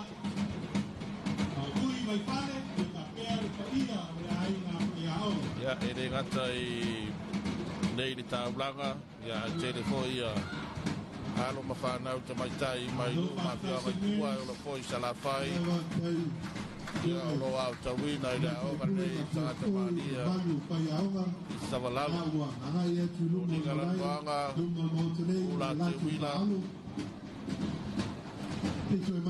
solo mai no mafoio dato malo dia ya mana tu Malo sangat temani Savalalo kemudian tua sehingga Faaoma Malo Tau ya sosok kaya maltato kolisi sangat temani ya anak Cristiano ya kemudian tua ya lau matua ya por vaengo sangat kolisi sangat temani ya moso Halo, Pastor Mary Speaker luar yang tato bersama Faaoma. Lato leo wali Faaoma. Lato senga mongoli na le Tausaga. Halo lava yang lato. Ya vaenga al fai waso e te masanya. Lato fasolo ya vado solo mai loa ya tamatai o kolisi. Sangat temani ya moso. Tausia la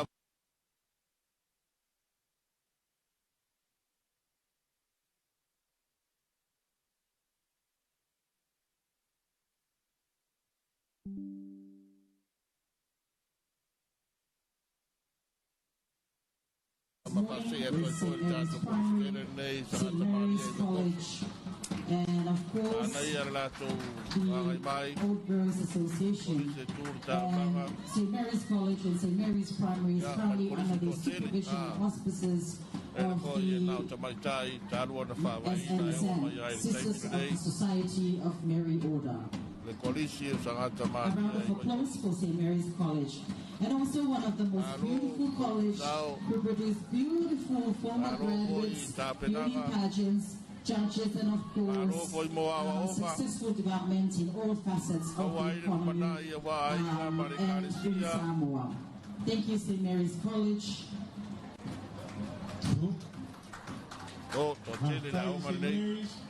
Pai ia ya la tu vai tu Tausaga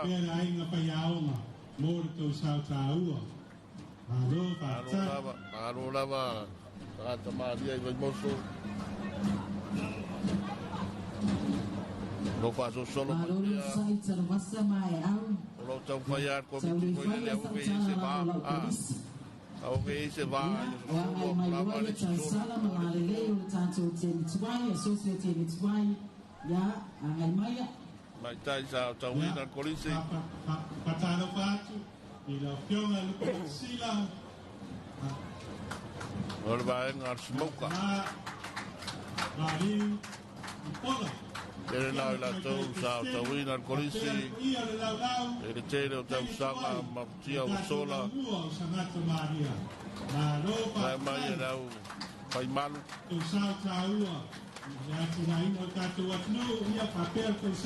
Alo. Tuto'atasi mai tai. Well done. Sao tauina tatu kolisi. Ia ngata fo na o sama itai au ina au to ate la ko fo ina o cinco. De la na fua. Hey hey. Hey hey. Malo Mary.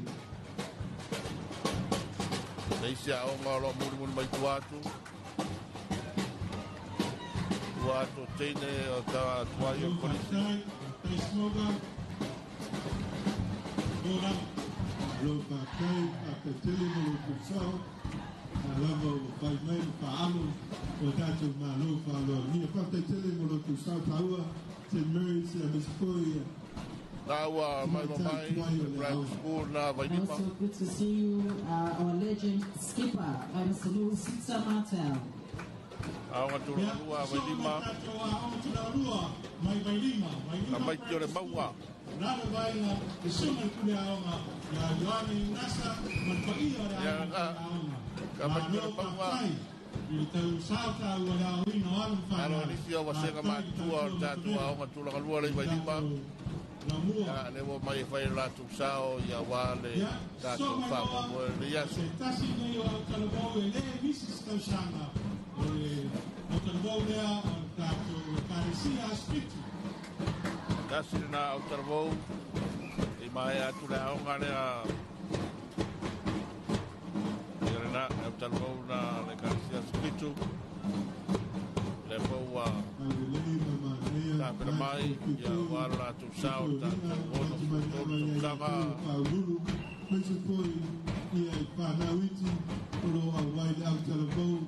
ya utarvo au le lei ko marosu Ele disse o taitai o le tunu le Savali mai ai le taravou o le spitu.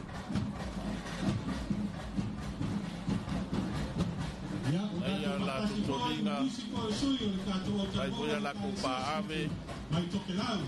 Pa taitele lava. O teu sao tati papamoe. I nei kai au. Malo ni. Solo tele na. Ia na ola o tau whamai a mai lawa le Savali le langa na ia ane au taravou wale e kare si a sofitu le toia fio mai I Samoa nei ia a mai se foi ia ono o ia I foi ia masui ane e kare si a sofitu ia mai toke lau talavani Pagkapitai te liki te aulia mai te nei tai au a fau te nei aho.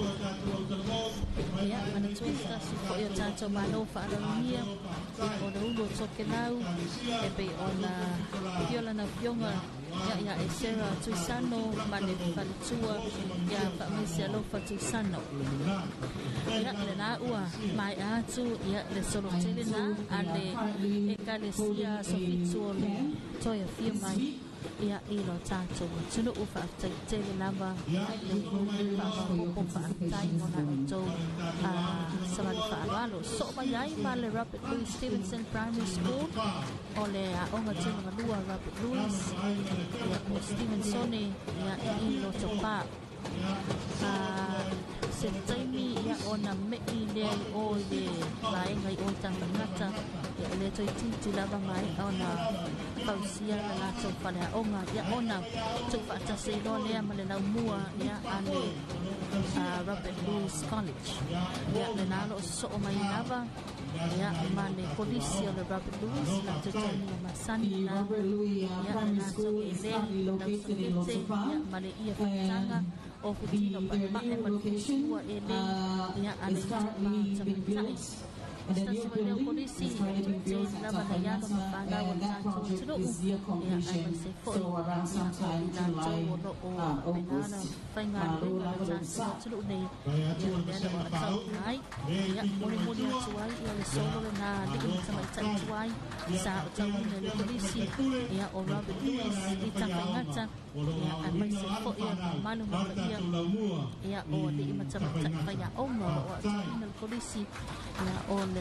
Stevenson ita sangata ya ai mai so ina jo tama sai ne tuai ali in sama ita tuai sa tawina in the police Robert Louis ya na lo fa solo tu ya muri muri ya tu na ba ya tuo le tanto solo tanto wa o matele na ya talo talo na to au le mawaluma le tanto malo so malay mal all saints and the church for God and country mole tua malo tanto sino ya mo bai sana bai le tanto malo Samoa ya on so mayo ya malo ya on male na le all saints and the church ya do manifa la to ina mali optino mani pa ya sa tele na ya pa na mai se foi ya o suma i ita mai ya onga pe ya na o na pa na ya church malifa ya mai tawatana o fa mai ya le se polisi pito isile to tele lo tanto ya le polisi le fifi malifa polisi le fifi malifa ya le nalo o mua mai ya la to ta yulu ya ta yulu tene mali ta tama ya stasi le wa onga ya le to ta fa amtala talaina tunanga pe ole yai ya ala to Savali le to sanga mali to sanga ti lo mai na fo ya la to awo le lopa ole lua no safe ole no tele la totoni na masani na ya ole optino la na ole mualua tamaiti ole mualua po tamaiti le aeto ya mai le fifi manifa le alo o ta ya fo i mata yulu le da fionga ta pura onga ya Mrs. Lawano ya ai mai se fo i manu malpaia o ali mata ta i fa ya onga ya le polisi te le lava le nei tono la tanto tulo o polisi le fifi malifa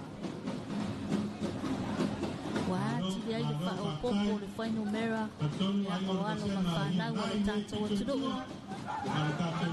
tai fo ila fiona tama le malela mua ya ona o le tabia i pe ona ya no mafana o le tanto tulo ya it's tono ya saso le polisi le pena ona lo lo wa ona tala ya itulanga italonga apeleti ya ana se fo ya talonga na kapi tele ni so ano mafana ya sa fai masu ya mafia ti bawala ba au te to ya na le fiona na te pule ya Mrs. Lawano ya ana se fo ya mani pa yo ni se mai tai fa ya onga ya tawina ya ta te ni polisi o le fifi ta te ni ai to o lo mo le to solo na ya ali mata mai tai tuai sa o tawina sta sile o asosi pito silo tele ya ona o tele sa o tawina le polisi o le fifi malifa ya tuai ma tuai o polisi le fifi al Malo sana o Samoa o to a to no con ma no sai na vaya voy le apa no ma yo para ya ta penaga por bona tua la hoja ale vali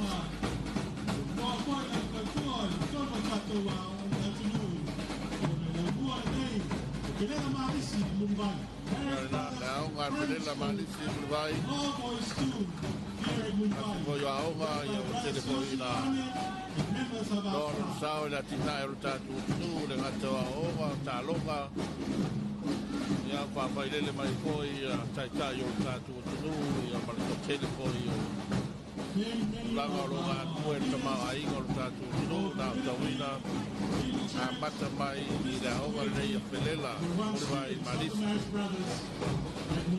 vai mskola Marisi no foi e nau nisi o senga matua o lo awe mai le patinoina Savali nei Thank you, Mary's brothers, for your contributions today. So mai tua la matu malua Marisi Pelela ni vai Mai le awai o te lauri mo te poro lua o wali marnei. Sanato Yosefu mai a pua au mai se pasele na mo polisi tasi vele o vai pia. Ya ai ma te foi a o tatu wa o lua e le tatu whai o i foi. Ya sawa una i tatu wa Sanato Yosefu. Malo ni Malo sai tatu polisi. Pua. Na wali ya potama o mai te ro Tausaga se o mai lava nei taimi. Mai foi vai nga matua, vai nga le fai waso. Na o talatu, ila o Malo le Malo, male wala. Malo pastai Sanato Yosefu. Sanato Yosefu ya pua. Ai Pelela. Na bol mai te pule ya mai te mo tatu polisi. Rio pule auma. Salvatore Magnai, ya le sortele na tatu polisi. Vai ngala le vai waso. Vai vai la to tino pai pai. Malo pastai, an panau tatu la. La foi a mia ova. Mai te do Tausaga. Alo ia pea ia. Nisi ko ia o Pelela matua o lo malua pea. Tau ka mai a mai sortele a le kolisi nei. Tātou Yosefu ia tua. Mai tua ia lo sema foi o pai a ova. Palo atu na le tātou kolisi. Ele foi mai dawa Malo le Malo. Mai tai pāle mia ia mate a wei tātou Malo pāle mia.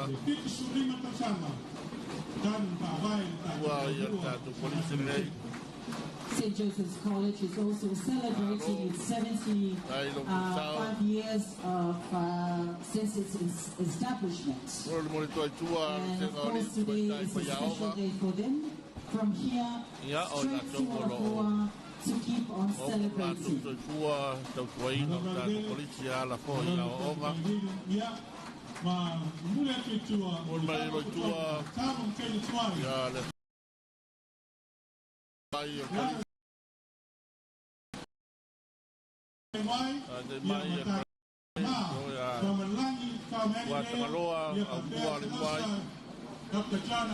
Ya, maltatu balaptonga tamatuai, teine tuai o polisi o malisi. Awa yatu ya lato Faamanatuina malato taltarotu. And of course, one of the colleges that have produced some of our players from the players. Some of them have moved on to overseas contracts. Thank you for your contribution, St. Joseph's College. Primary school in Malisi.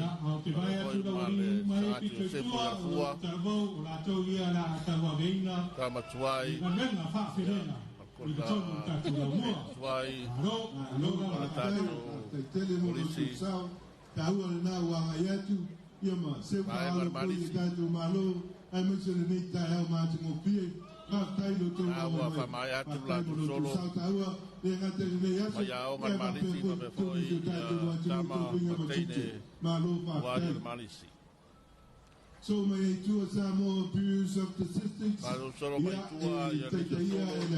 Ele perfeita número tasio le Malo John le misio fa aftai tanto ofisa Malo ia mo fa malos Malo lo fiona lota madawia le neia so ifia fianga. So may two ya tana rubenga Communication, Information and Technology. Paper whanau, paper maliu. And of course we have the Ministry of Communications and Information Technology led by Leaso, Ronnie, Ayorupotea and Management.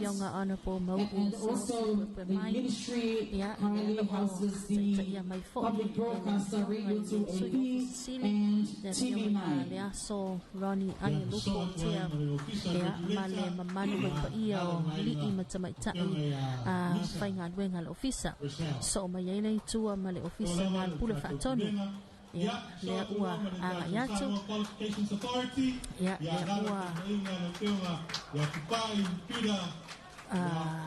lea o le ofisa ngā pule whaatonu. Lea lo taitaia ia ngisa le matua manoa sawa. So mai lea man le ofisa o Faamanatuina ofisa na Faamanatuina lo. And we have the Ministry of Justice and Courts Administration. And of course we have the handsome Papali John Taimalelangi and management.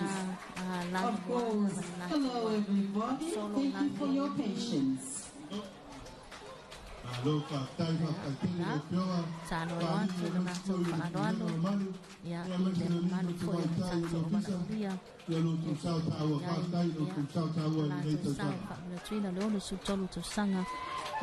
Malo Tutoatasi Samoa. Ya ona na to whaanoa ia fo i na ona lana mana se e ia tātou malo ia a mai se la lātou sā. One of the most organized government ministries every evening they hold Zoom sessions. Keep on keeping on. E pei ona i na to o na ia fo i tino tātou malo le ofisa o Faamanatuina. So o mai lea mana mitanga wenga wa onga mangano ia lea lo o taitaia. Ya, ele fiongo ele minister honorable Leoane. Ya, mai se fiongo ele office Sili. Ya, ele fiongo ya au Christopher Hastings. Sta sipo ileo o matanga wenga le Malo. Ya, o matanga wenga le wa mangano. Ya, ele o mai ile tete o la mua titomo tanto watu. Amata mai lava wa onga amata onga tuna matua. Ya o komisi ese ana tātou o tino e o ona mai lunga universite au ya e pe ona ya i mai nano matanga ranga wa onga ya mana no e na manifa le lo tapu vai tasi ma yai ya na luenga fatino na paisito hotel na ya ole mamado au fai luenga o ni so paletua ya la tutoninga lana moana malana pa pae ya na ko talo atu na to whaanoalo na i tātou malo a mai se fo ya o la tu sau ya ele Faamanatuina le ona sutolu tu sanga o le Malo Tutoatasi o Samoa o lo tau whaamae a mai pea le solo tele na ya ana metala wenga wa ya so mai la ya le tua o le matanga wenga wa the Office of the Public Service Commission. So mai la ya le they are the faces of the Office of the Public Service Commission with their ongoing campaign on Talofa with a smile. Ya to e puleina tanga wenga malo ya le lo la to tau veina le ana batau po le manu lauti po ileo le Talofa male lau fonga fia ya ai va pe ko malu pese ko le tusi Malo pakai mo ko talo tu po mo le da to sa alo ya e manu pa ia lo tato preschools daycare little so mai na ia male polisi o sala sta si poideo polisi tele la tato o tilo polisi no ua sala ina no fali ya le la tu toninga le na la no pa e male polisi ua la no mo le tu pa tama tai Ya lena ua mai a tu le tupa sama itai fo mai le tupa ni ya na singa vai nga po le Tausaga Tuto'atasi ma Tausaga Samoa le lo mai mai masui o le polisi o Usala wa Usala Sau Faamanatuina o le ono tolu Tausaga le Malo Tuto'atasi Samoa wa fatira tu le lato paalo ya talo mai fo isui o le tato malo ma ia la bala ulia ya le sau na ya no fana mai le laua an Usala 10.6 ya po Paulo le ono ina le moenga ya le anga mai foi ya la tu sau le tai au la tu toninga le la ya la no ena ya mala pai ya lo tai mai foi no manu mat pa ia ko di sama tai pa ya onga ya ai mai se foi o tama matenga la mua Paulo Leono la tu toninga le na ole mai tawa to fo mal ya le fala potustonga tau fala lave fala sei ya le lo o a ia mai ya ile tanga va ya le atru Accidents Compensation Corporation for ACC ya fala potustonga lo o mawai tau ya fala lave fala sei le lo tai ia ina lo le tai ingal tai pule ya muli ang tele makirita ya manu pa ia ya o ali imatsatai fai nga wenga official ACC talo atu foi ya so mayai male polisi sa nele inai mo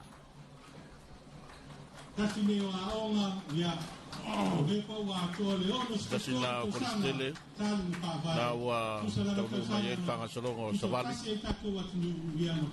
polisi o Sanel i Momoa tama mateine ya pe amacha mai na wali ya ao o ya ia matai se o mateine atu polistele na ale polisi le kalesi katoliko polisi sanele mai Momoa tai molo sao mai tu al polisi Malo polisi le kalesia fakasa polisi Malo oi malifa ya polisi tele ela foi alo mfana wale kalesia ya tawina ya foi nisio fana ma alo foi el tatu no mai nisio e kalesia ya tele ina tawina el polisi nei Malo ese Savali to tele ai auma tawasa nei a onga foi to tele se lavole Savali nei e fatisi mai foi de kalesia mai se fulenga foi a onga tu polisi Malo ele ngata wa onga ya Malo foi tulanga o talonga le voi vai nga o pese vai tasi le polisi tele na uno a fa la tu pese el polisi nei Malo dai pari ya Malo ia ai nga fa ya onga le tua ya pulenga male foi galuenga so mai tua ya misi le tu patai foi ya oga marta to na mo i Malo ya mai la tau na tawina tatu polisi Malo Malo on side ya tatu fia ni tayao le tu patai so mai le misi tawina polisi ya lu tarwatu la Malo le Malo tanga le Malo do mai fla wai na matina ese dawa Faamanatu ya tawatele na polisi Malo tau lunga tama tei koi polisi le usau le mtanga le tele le el Malo tanga venga venga tele el Malo Malo le tei ga le venga sta ya olo fiti a fo vai kui tupa i mausimano Ya o ya ile vaenga na tanga venga o venga. Yo ya bui. Ya mai la to uma o fa moya ya vaenga ese. O lo tonu o tanga na tere ni el Malo, ya piai, ya LGA, vaenga o Savali. Ya vaenga fo yo pulenga wafu. No uma tanga venga nei o venga tele ta Malo. Ai valu lima tamatai. Para kutonga marsianga vai tise. Ya nawa pulu mai tua pulenga. Savali. Ile mai o tatu. Apai la painga na sale pulenga. Lua se la Savali. Ai ono se pulu mantasi tamatai. Pulenga wapu mtaulanga kwa spa o pisini na pionga ya sohalo.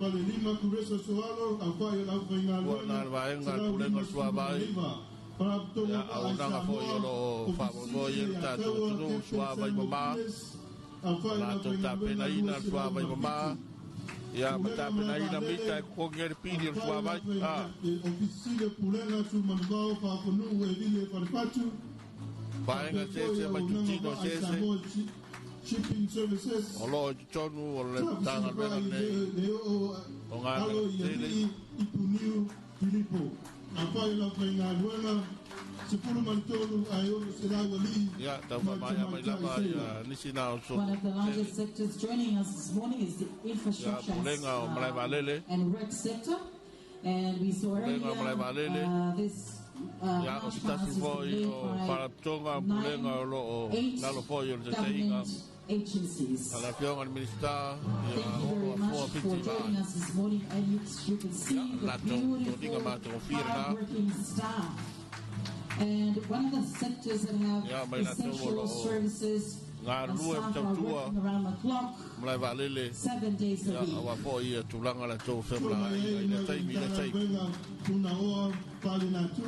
Tangan mengatele pura oa para natura manusia maka nalo na seinga tangan mistaya to susulu ya le pulenga to pule male pulenga male fingal venga ale tangan mengatele nei pura oa para natura manusia maka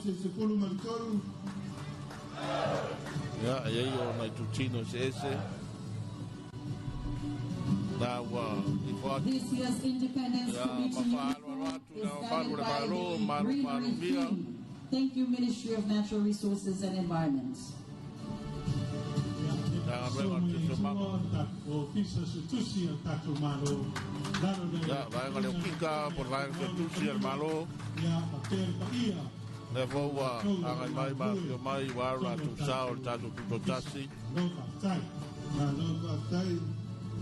Ya foi ele fionga ya fele.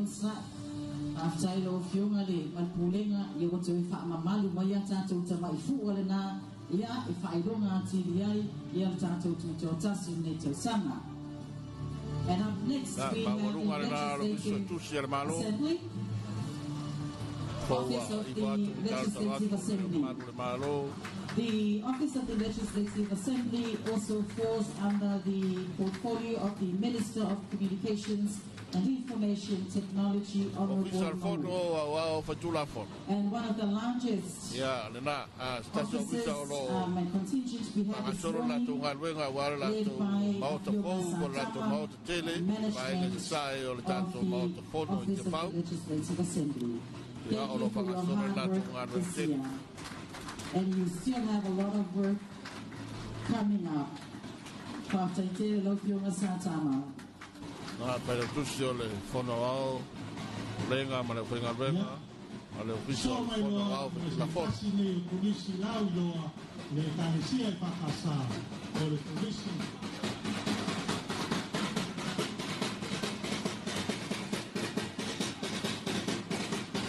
O iatu, ia kolisi nā mulmure tutua.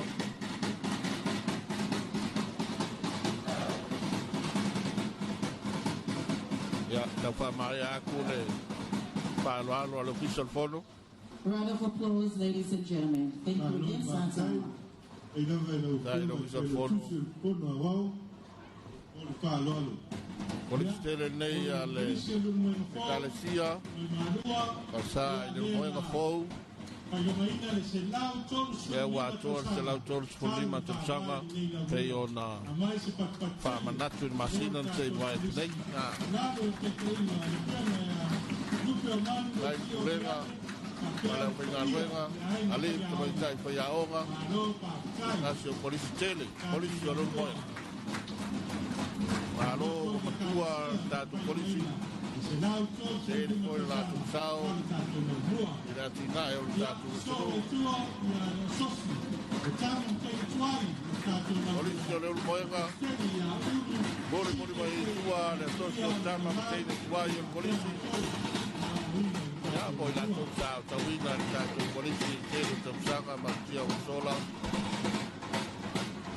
Ai lo fa mai a tu ento tele na polisi le Bori mai tua e solo alle le va a Samoa ona Malo ya o na fa man fa Tausaga ya o na tatu senga ya mai na tu ma Savali ma pe foi ma kuila fa tele mo tu sound Alo foi o tei ngal minister yo ya foa o fitima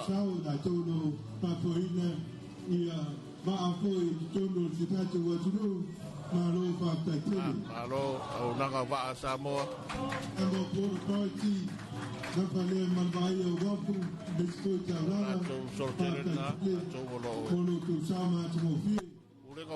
Samoa Port Authority. We have up next. It's CEO Malo Falelima Kurisa, who has the lead area under the banner of the Infrastructure and Works Sector. And here is the staff. Thank you again. And of course, more from the Infrastructure and Works Sector, we have the Electric Power Corporation. It's such a relief to see you here this morning. Thank you for your hard work.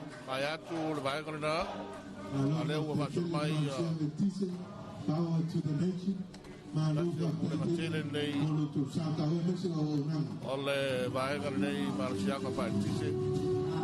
Jason Victor Pito Luma, your power for Tato, Malo, Nalu, Falapus.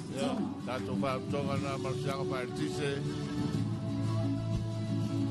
What a day that will teach it. You know, to find it told my Lord Minister Mankureva. And we have up next the Ministry of Women, Community and Social Development.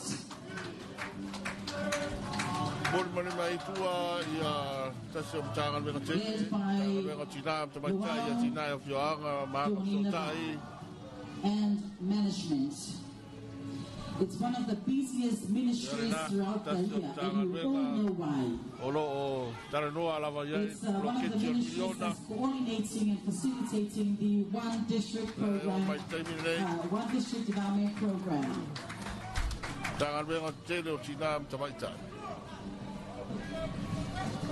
Stasi wa ina mtanga wenga faso ole lo nga luwe la to su ta mai tai to nu ma afio anga so ta ya na ma se fo yo lo ya ile na to wa malu fa ta si ma fa ma madunga ya afio ngai pule nu ya ma su ta mai tai so sa afio anga ya le lo tai tai ya le afio ngai mai tai ofisi ya wa toni na va ya telefon ile tani Malo ya ile telefon tanga pe ona fa tai ya mata po va ta si mai no ta tunu upe ya ya le na masina me ya tua na nei ya ole so mai ai ma le preschool po la ona fa tai ya mata tu fa le na tai le so mai ya in ta mai tai fa ya o mai fai masao fai la la so sao fai masui ya o fa na lo so ri na na o la fa tai masao tu fa le la tai so mai ya le o nga tu lang lua fa le fa primary school so mai le o nga tulu le na primary school la fa solo ina la mumu o le toninga pa e ma mumu ia e pe ona ia tanto wa fa moi le so fa tele ya na ya la ma fa na ua fa ya tulu la so fa lo mo mai ani ma sa fa ya onga ya ole la mo fa fa school ya ona so mai ya le ama le stasina solo ya ale one of the newly established associations, and that is the Samoa Association of Musicians. And credit to the Ministry of Commerce, Ministry of Labor for assisting the association to set up its association as well as its activities for this year.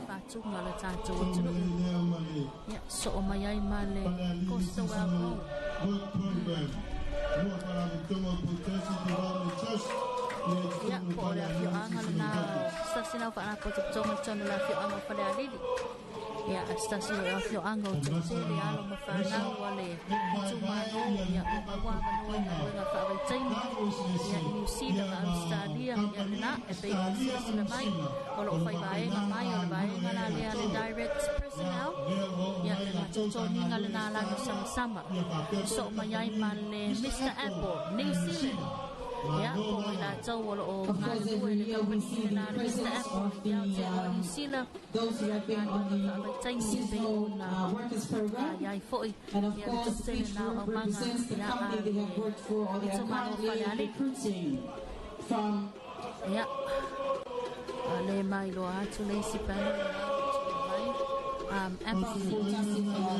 Mr.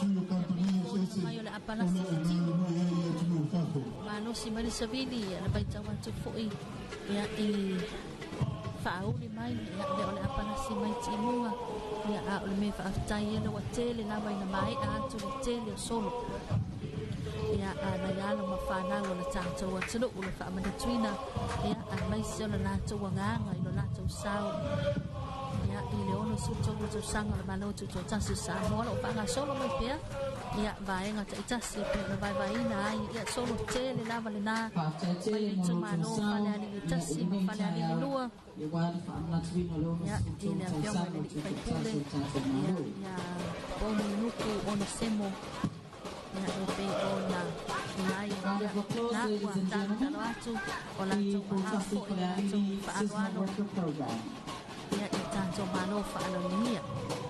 It has been one of the longest successful initiatives led by Fiona Tuataloa, Joanne and David. So tele wala mafana wa tu malo fana dili mai wa no fa nga fa mai tai ni sila ma Australia. Ya le lo tele na manu ya ai nga ole tu malo.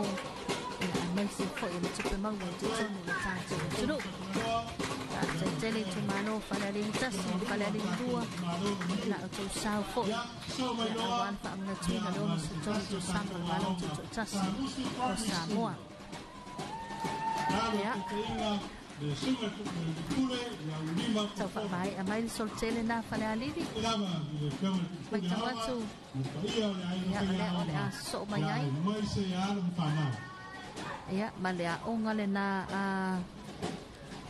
ale pata prime manuia wala su sanga Samoa pa tai It's always a joy seeing these youngsters join us every year. From 3 o'clock in the morning up until all is completed and done. Thank you for joining us this year. Malanga mama mai lava na yana mafana ia ya awa po ina la tau sau ya ole popole lava ya mama ole popole te wa swing ole tau ya ai popole na ile ai sala tau sau ile ono su tu sanga le Malo Tutoatasi o Samoa ya lena wa Faamanuia atu manuia le ono se tolu Tausaga o Samoa o lo muni atua le senga o li tamaita i whaiaonga ia mo le lato sao le oka mawina le tausao o pisinisi ma la manuia ma leipa a whaitele rawa na ua anga ia tulu whamai eina ma lo le tatua matawena mo le tatou atinu ma lo whaitai so mai lea ia ma le matanga ruenga o pisinisi ana manuia ma leipa ia ina lo le tatou matanga ruenga o kakuputonga ma lo ia ve so mai toni nga masana ia lo la e mai le la tau ofisino la pai pae ia ma lo la nga roi ma lo sai na Tuto'atasi ni tana ia on so mai ia ma le ia so mai le se tasi nei tanga venga tele o tatou tanga venga fa anga mfanga kaiwa ya le wa fo mai ia le matanga venga fa anga mfanga kaiwa ya le o ila le tsaina ya le sta le ya baba iti malo ya toni na la no me bata ya o tele le la to pata fa yo ya tulanga tau fa to anga ma ya ofisa whainga whaiva ia lepe ona iai telefoi ia o vaenga whaasau tūlanga talanoa i tūlanga tau whainga whaiva ia o vaenga pi ona iai ia whaisua ia o leo foi ua mawhai ona whaafeu suai ia matutomo meo limu ia tūlanga tau whaatoanga tele ati nae ia lea la o ngā rue o la fumanu ia o maumanga ia o ati nae o mea toto ia mai matanga ofisa o whaatoanga ma whainga whaiva ia na ua whamai atu le lato solo tele lava le na ia ua whainga lato sau ia ile nei to sanga ono sutolu Samoa ia le rao mori mori atuai ma le vaenga le Ross stasi foi o whala koto tonga pena i te lelo lato sau i o tātou o tunu ia le Scientific Research Organization Samoa ia po vaenga le na le Ross ia i nai me whalo ia le lato ofisa Salesi Primary School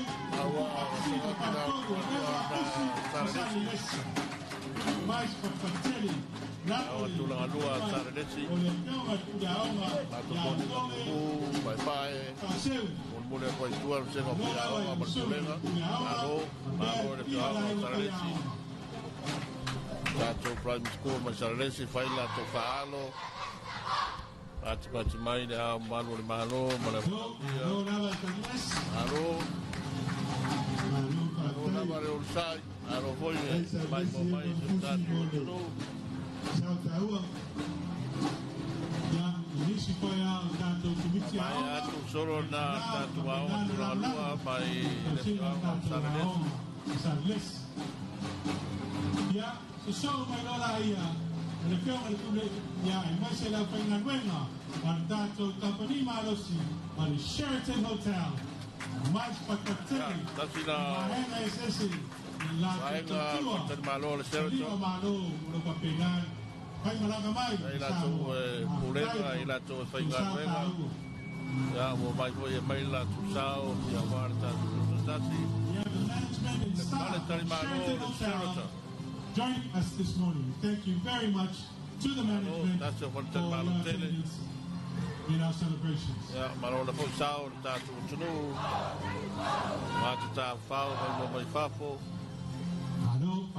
Malo le Sheraton. Next we have our football Samoa. Soka Samoa. Those who are looking after our soccer federation here in Samoa, the global sport of soccer, under the leadership of Faamanatuina, Poli,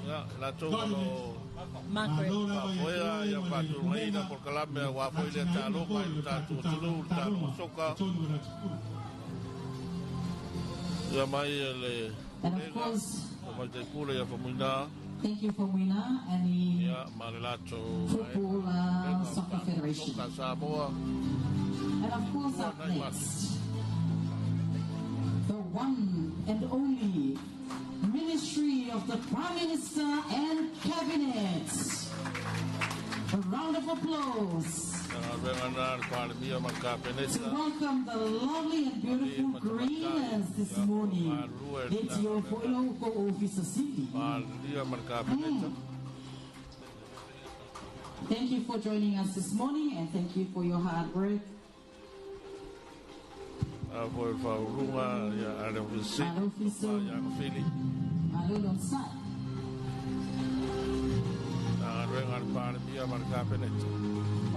Malo.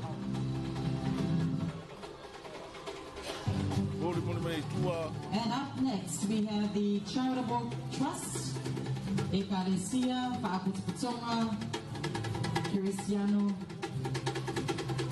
Yesui Samoa. Whaktaitele lava maruto sao i me tai au. Ya, wa mai wala tau i sao, mana tau ta penanga.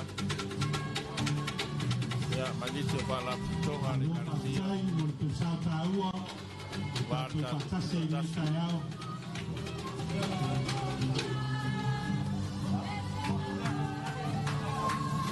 No mau tatu Malo, ya, watu la tu Malo, mana tu Malo. Malo atu tatu Malo, Mai sepat-sepat sele, tatu balaulia, whaktaitele, Malo rong sai. Malo lava. Whaktaile awai mai o tatu Faamanatuina le nei Tausaga. Miso te kasi nei o pokalame o Siva, o le One Heart Dance Group Paliula. Alo whaktai, a tau o lo whakoe ni pokalame, le awina o taleni. Samoa, tau tatu Siva. And yes, of course, it's all about empowering the younger generation to learn how to dance. Ya, so mai lo malesi tanga luenga to tele tanga luenga so ko malo luenga. Nalo te te ia, tema ya ai ta ale ke Roma. Ia kulenga ya la to lo tansia. So ko malo luenga. Ministry of Health, thank you for your participation this morning. And of course, the support of your Honorable Minister Balasi. Thank you again. Yeah, so the Samoa Medical Association. I told them, but no parent got that on my way. So I leave my time for mine. Tausaga here. Told that what to know. And of course, they just completed their annual general meeting this week. So she only him to try for my. Yeah, Maltato Tanga Renga Folder Tato Malo, all Tanga Renga, Talonga, yeah, recreation, ministry sports, and recreation. Nano Vaina, the Tainga, yeah, Sumaya, Luatua, Mutaka, Kemi, Iale, Nothing Renga, yeah,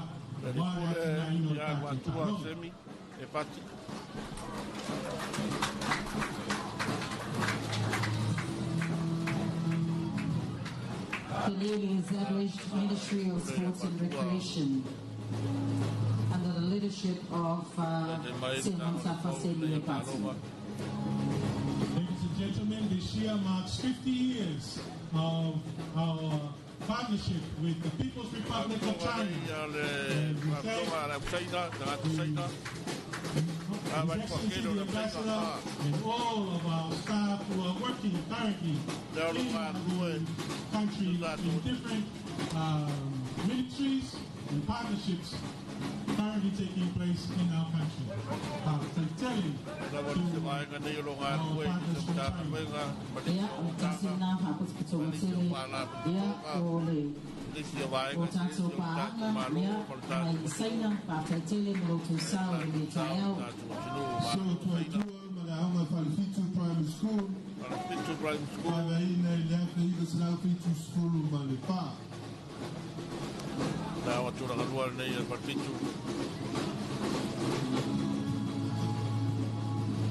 no liga pia na pau. Aunga pipolaunga swaka maota.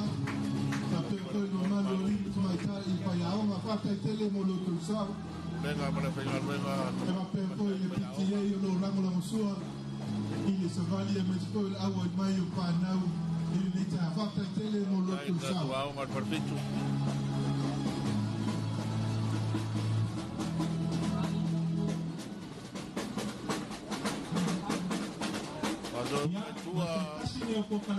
le au ngati paia le prima ile tato ita vos si Singapore o le programa lea o le Rima Bible Training Center io lo ho tau paia applause for Rima Bible Training Center founded in 1997. Rima is an interdenominational ministerial training center founded to train women and men who have called on their life to work for God. Thank you for your participation this morning, as always, every year. And we welcome our friends from around the region. Hello. Alo whakaitere Rima moro tu sao talo ya sopa na wina o so o moni o Yesu ta la ile fina ngano le tua patai o tu pro kalame pe o kwa nga solo i tu no fita tu wa tunu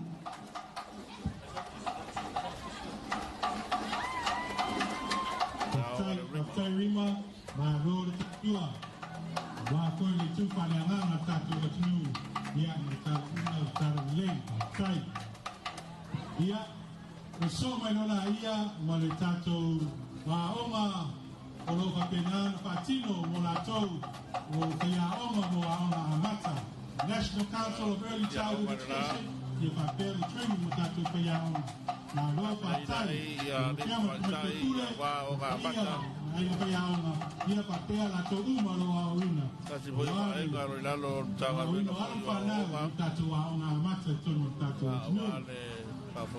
yeah, so tomorrow on the associate on the Samoa Table Tennis Association. Yeah, mais para tennis. No la todo no continuare Kaloma. Yeah. So me voy le pion el problema, el company Malo si te poni el Vodafone. We have in the house one and only Vodafone. Keep connecting the country. Thank you, Mr. Rana, for joining us.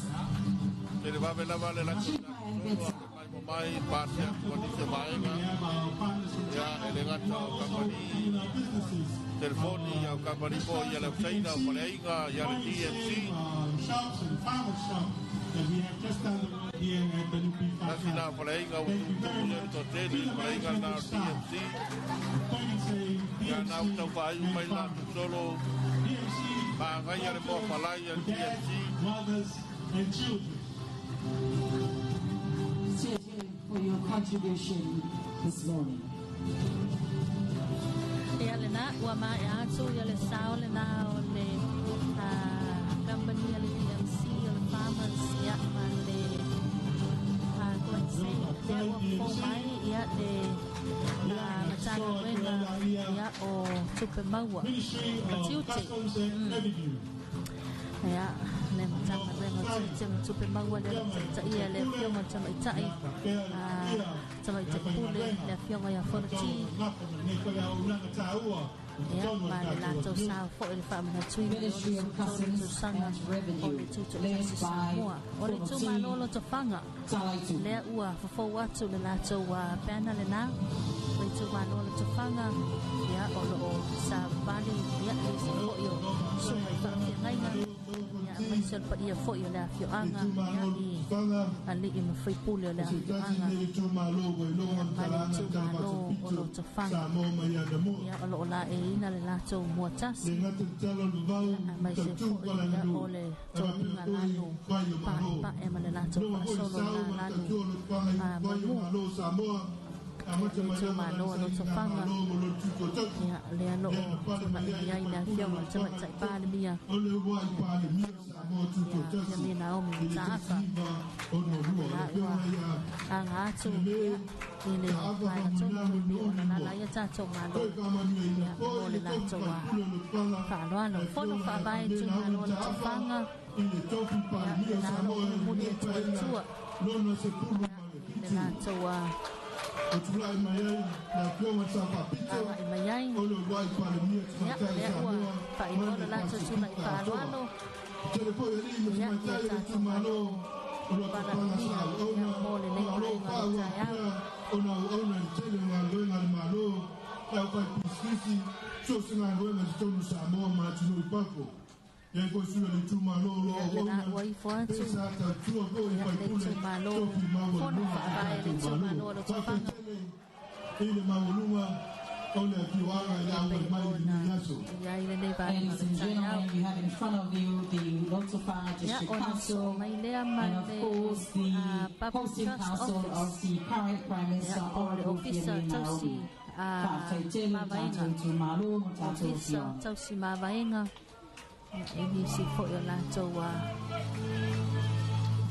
Hala la toa ya ona ngam la toa sa ton sa tu o lo fa ma mobina ya Mavaenga ya aso sa na ma sa toa tu na lo muli muli mai so na fo fa mai ale tu ma lo tu fa ya ono sok manyai man cangar bengo cupe ya le ono ta ia mai ya ele afio ta office sili ya afio ya Savali titi ifem va ai ya man mamado lenga na lo pinto luma le na tola ele la no liu mamado la fa na ma le ta mai ta ai cangar bengo cupe la tolo fa so ina malu filupina Macam mau air kalau cacu tu, ya ini atau sanga mana atau sanga. Apa itu istilah macam kalau bengo cupe, dalam cucu ni lalu mumu na, ya pay on mudi mai cuci dengan, ya malu ia lo fai ngal macam kalau bengo cupe lalu le, tak ingat siapa ada minsta orang bolam. For with the Savali, the backbone of all government services and agencies, the Ministry of Finance and the leadership of Savali Titi. Ya, lena Pak Mai atu lena tu solo tele lava lena. Pak tele lava ya mole tu sau. And of course, on the auspices of the Honourable Minister. Honorable Lauti Muia for the listening le company le Samoa Life Assurance Corporation ya pole fala po tonga tau siwa soifua Samoa tasile tato fala po tonga ulang so malu si tato fa salango tu sao ya ile Faamanatuina le ono sultolo tu sango Samoa ya ile nei fo tu sango wa se lu sumlima ya pole fala po tonga ya Patino na ina restalo lo soifua ya etetua ya mai se foi ya o ole Samoa Life Assurance Corporation. Of course, we have members of Patino ina ya ile soifua maleona bawa fa malianga taimi muli make sure you get to their main office just across the road to make sure that you get your life insurance. Company Malos ya dawa fo mai ya le solo fo ya le ainga Malo fie ya na wa tanga imai le ainga Malo fie ya wa abe na tau mala tau masui ole ainga tau ya e pe foi ona yai ya na e yo la tau wa tunu ya le sunga su ala tau ainga sa su pe ona ya la tau fai va lo fili mala na le tai no tau ya le ngata so mai miti le tu pa wale ya a ole manu le And of course, we save the best for last. The Malo Samoa Association. A round of applause. Malo Sa, Paulo Tato, Palapus Putonga ni Tayao.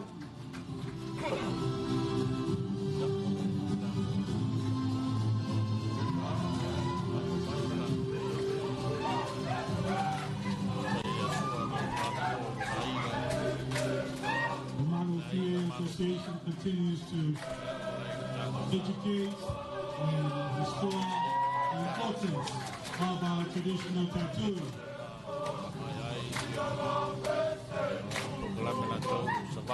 There are numerous tattoo artists who have come together, put together our association and Malo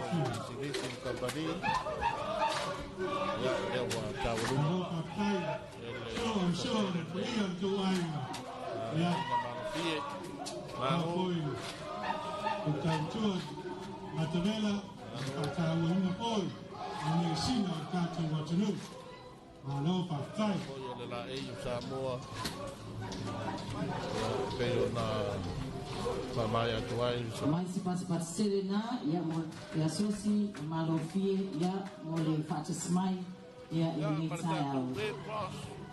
And of course, how can we forget Samoa Red Cross Society, ladies and gentlemen. A round of applause.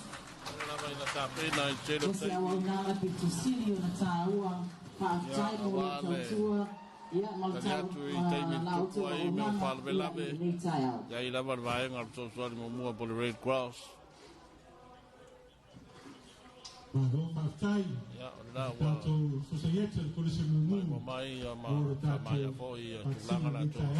Savali. Yeah.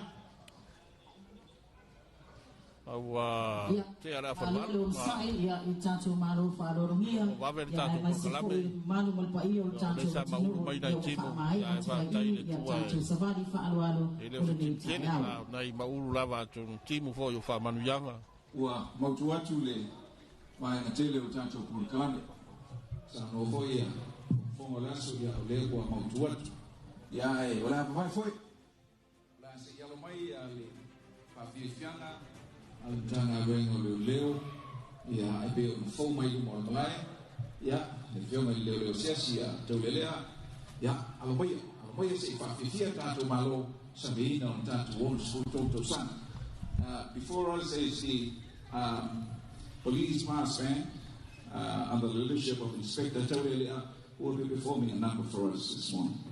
Yeah? So yeah.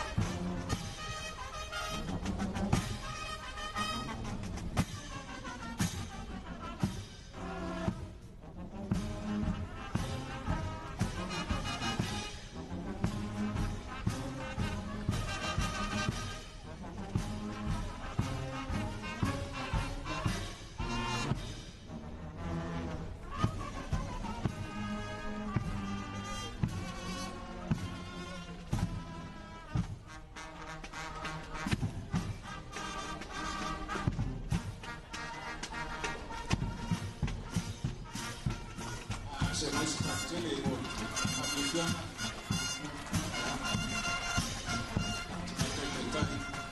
le firmate lo Malo after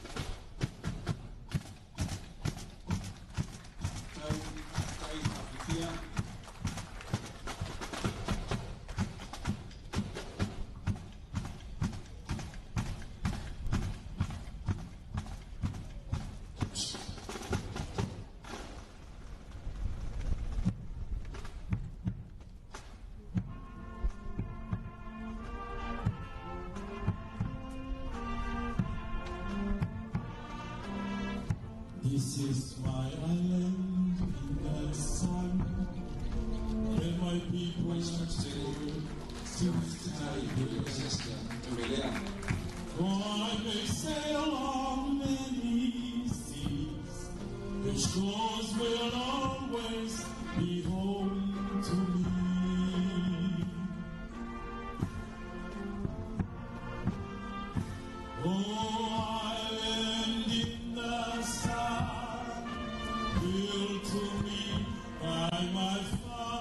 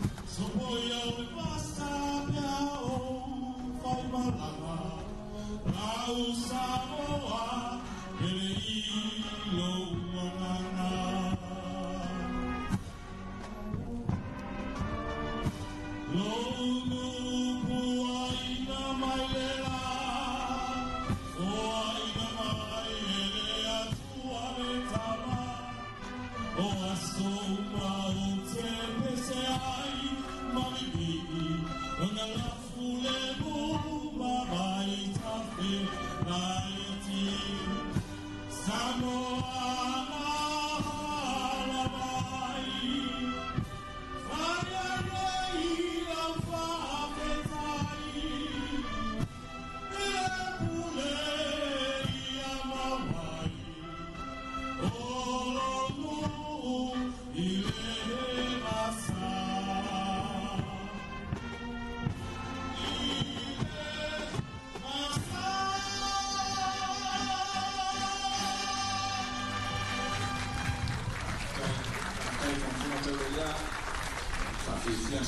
Malo.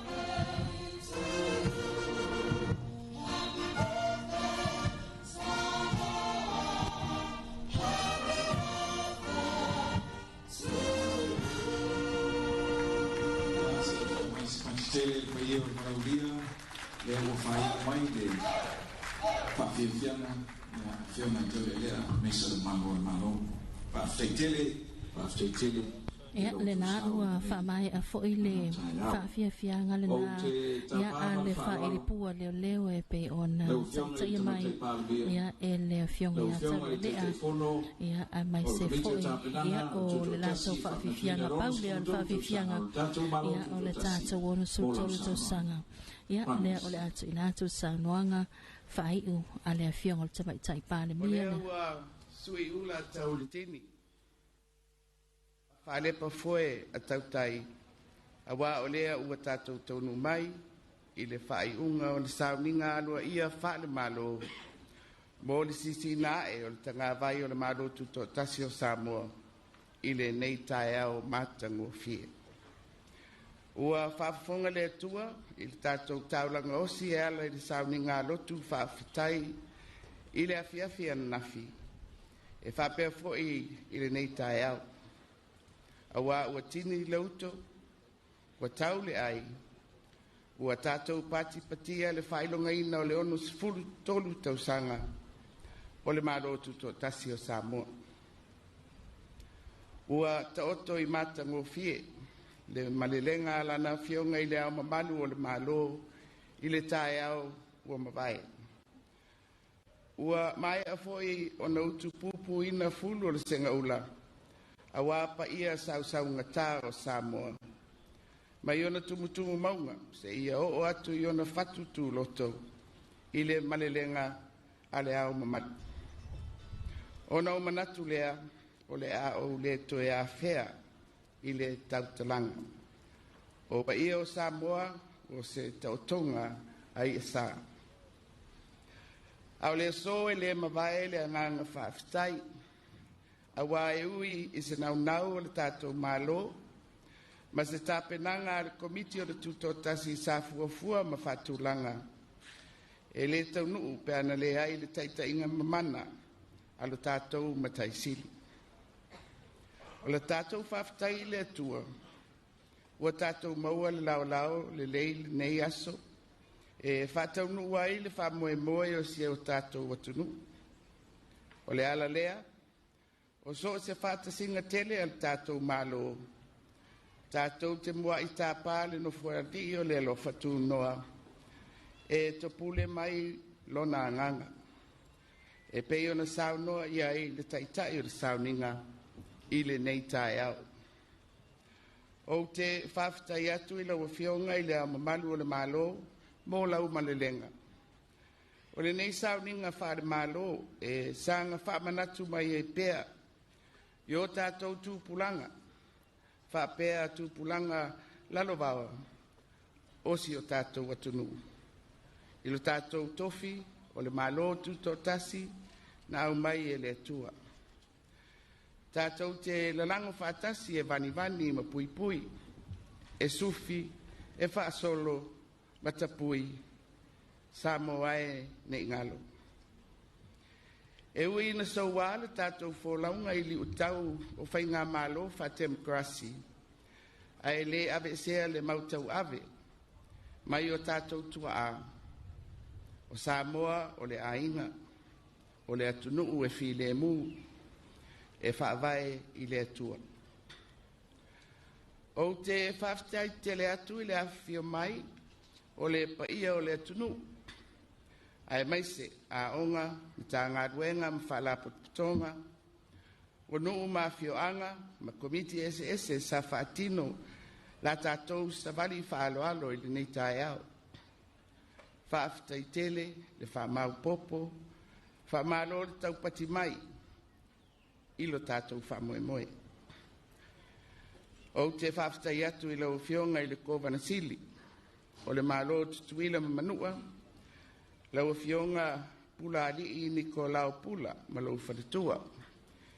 I lo lua fio mai. Tātou te mōni mawina le whaamoe o le nei tū o le tātou mauta tele. E whapea fo i lau fionga i le ulu o toi lau ma lau whanatua i le awhio mai. Ua mawalunga le nei aso i lo outou tala au mai.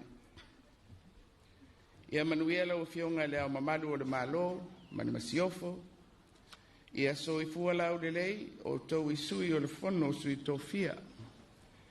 Le maualunga o le tāwhatolu o le Malo Tutoatasi o Samoa.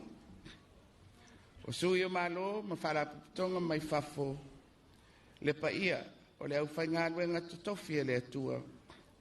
Ai a le paia o Samoa i ona tūlanga wharupe. Ia manui e tele, le Faamanatuina o le 13 Tausaga o le tātou Malo Tutoatasi. We have now come to the end of the celebration of 60 years of Samoa's independence. We welcome every opportunity to fellowship and to share on the essence of sovereignty and the success of our democracy. In this juncture, let me acknowledge all those who took part in the march past this morning.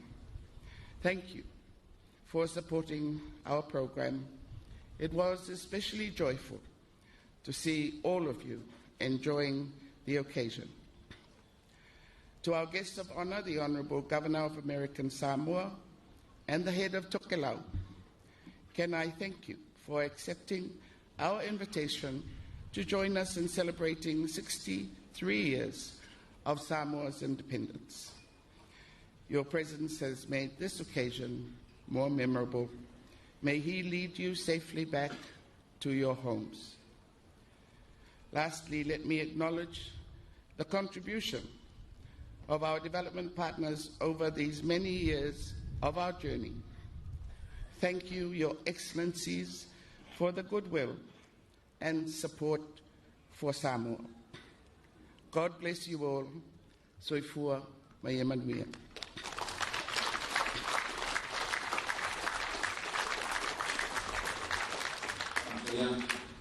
Samoa ngalo whiunga te pāpia, teitai whono fo i o komiti o tāpenanga o le nei Tausaga i le Tutoatasi. Ia o te tāpā ma le whaalolo, i le pai o le saoninga tātou tūtulai, o taitaia e taulelea ma le whaelia leo i le pese lo tānu, le whai upu mua ma le tali. O na u tāpā leo le sunga i whawhenenga, whewenai soli, e whaiu le nei saoninga e se te tātou tūtulai.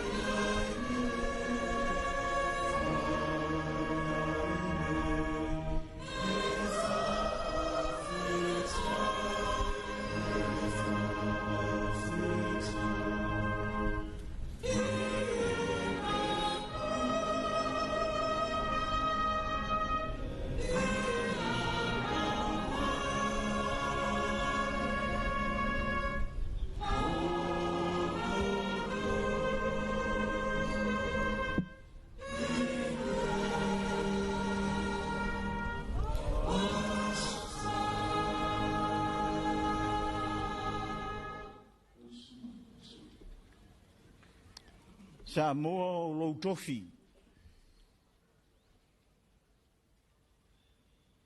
Wa ai lau ngā nuu sola. Tū manga I whanua u mau. Sa TUTO'ATASI ala tama ita I Malo I. A se TUTO'ATASI fo I o so ngā I miti se I mawhauwhauane.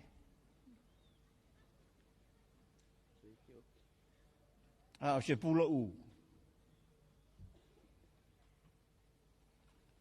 Ma vaenga nei tūla te la a utu mai i le tae au e te whangotai. A whai e te iloa au le afiafi e te alalai. Mata te tele i tala o evangelia ni ma vaenga lo tatu oli i le ase alofa e siri le nei. O se tangata e aveso na ola e sui e si ola. O la upolo ingal nei ante utou i utou whalfani wha apeo na ua lofa atu i ante utou. E tumo mai o mātou lunga Samoa. Samoa e Samoa, ma Samoa e tunu e mamao. Mātou Malo wala aulia. Lau manuia le tua oel te mā le alo ma le nganga. Tātou mafuta nei e whaavavau lava. Amen. Amen. Manuia lau sisinga fua. Ya, le paia o sauringa o le ua. Maenga manuia le Faamanatuina i sauringa alo ia. O le ono tolu Tausaga o le Malo TUTO'ATASI o Samoa. Ia mai e family e tele o le ua antoa le ono tolu Tausaga o le Malo TUTO'ATASI o Samoa. Ibe? Familianga mo tātou Malo whalonongia o Samoa o poto ibe? Familianga mo le tua e whamai ai Samoa. Ibe? Whaafitai. Mo lia fo i whaafitai lau whiong pa tele. Antonio ma lau whiong te akono so pele Samoa. Mo le te wina o le mota a fioi tātou walaudia. Mai se untanga aruenga e kāle se kāturiko mai o le na ua whaafonga tātou tunuma mai te tau mai na o le tātou polkalame ia e pei o na tāwalunga fo le tātou langa mori. Ia ma whamai fo le polkalame lantou o le TUTO'ATASI o na skutolo sanga e pei o na mātou whatase toi fo i tangi ala lua nei. Ia ma tangi ata whipepe. Malo na fonga na whionga whaaso'o. Ia mori le ngā whaasaitele na vai tātou sponsors. Ia le whaloloa whaatoanga, ia le agriculture store, ia i nātou lala, ia i vaitele o funga leima Savali. Moli le ngā whaataitele le pulenga ma le au whaingaruenga le whalapo tautonga tau insu o le soifua i Samoa le slack. Ia a mai se foi ia o le Samoa printing. Ia i le pulenga ma le au whaingaruenga whaataitele foi le apia insurance company. Ia a mai se le matangaruenga.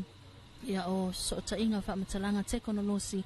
Ia lato ngā lulue ma tu mai lato tau au o mawhaiai. Ia ona whaataunuina whaasalanga tu sao. Ia a lawala leo le si ufongo Samoa lua api ma lawala ata le TV iwa.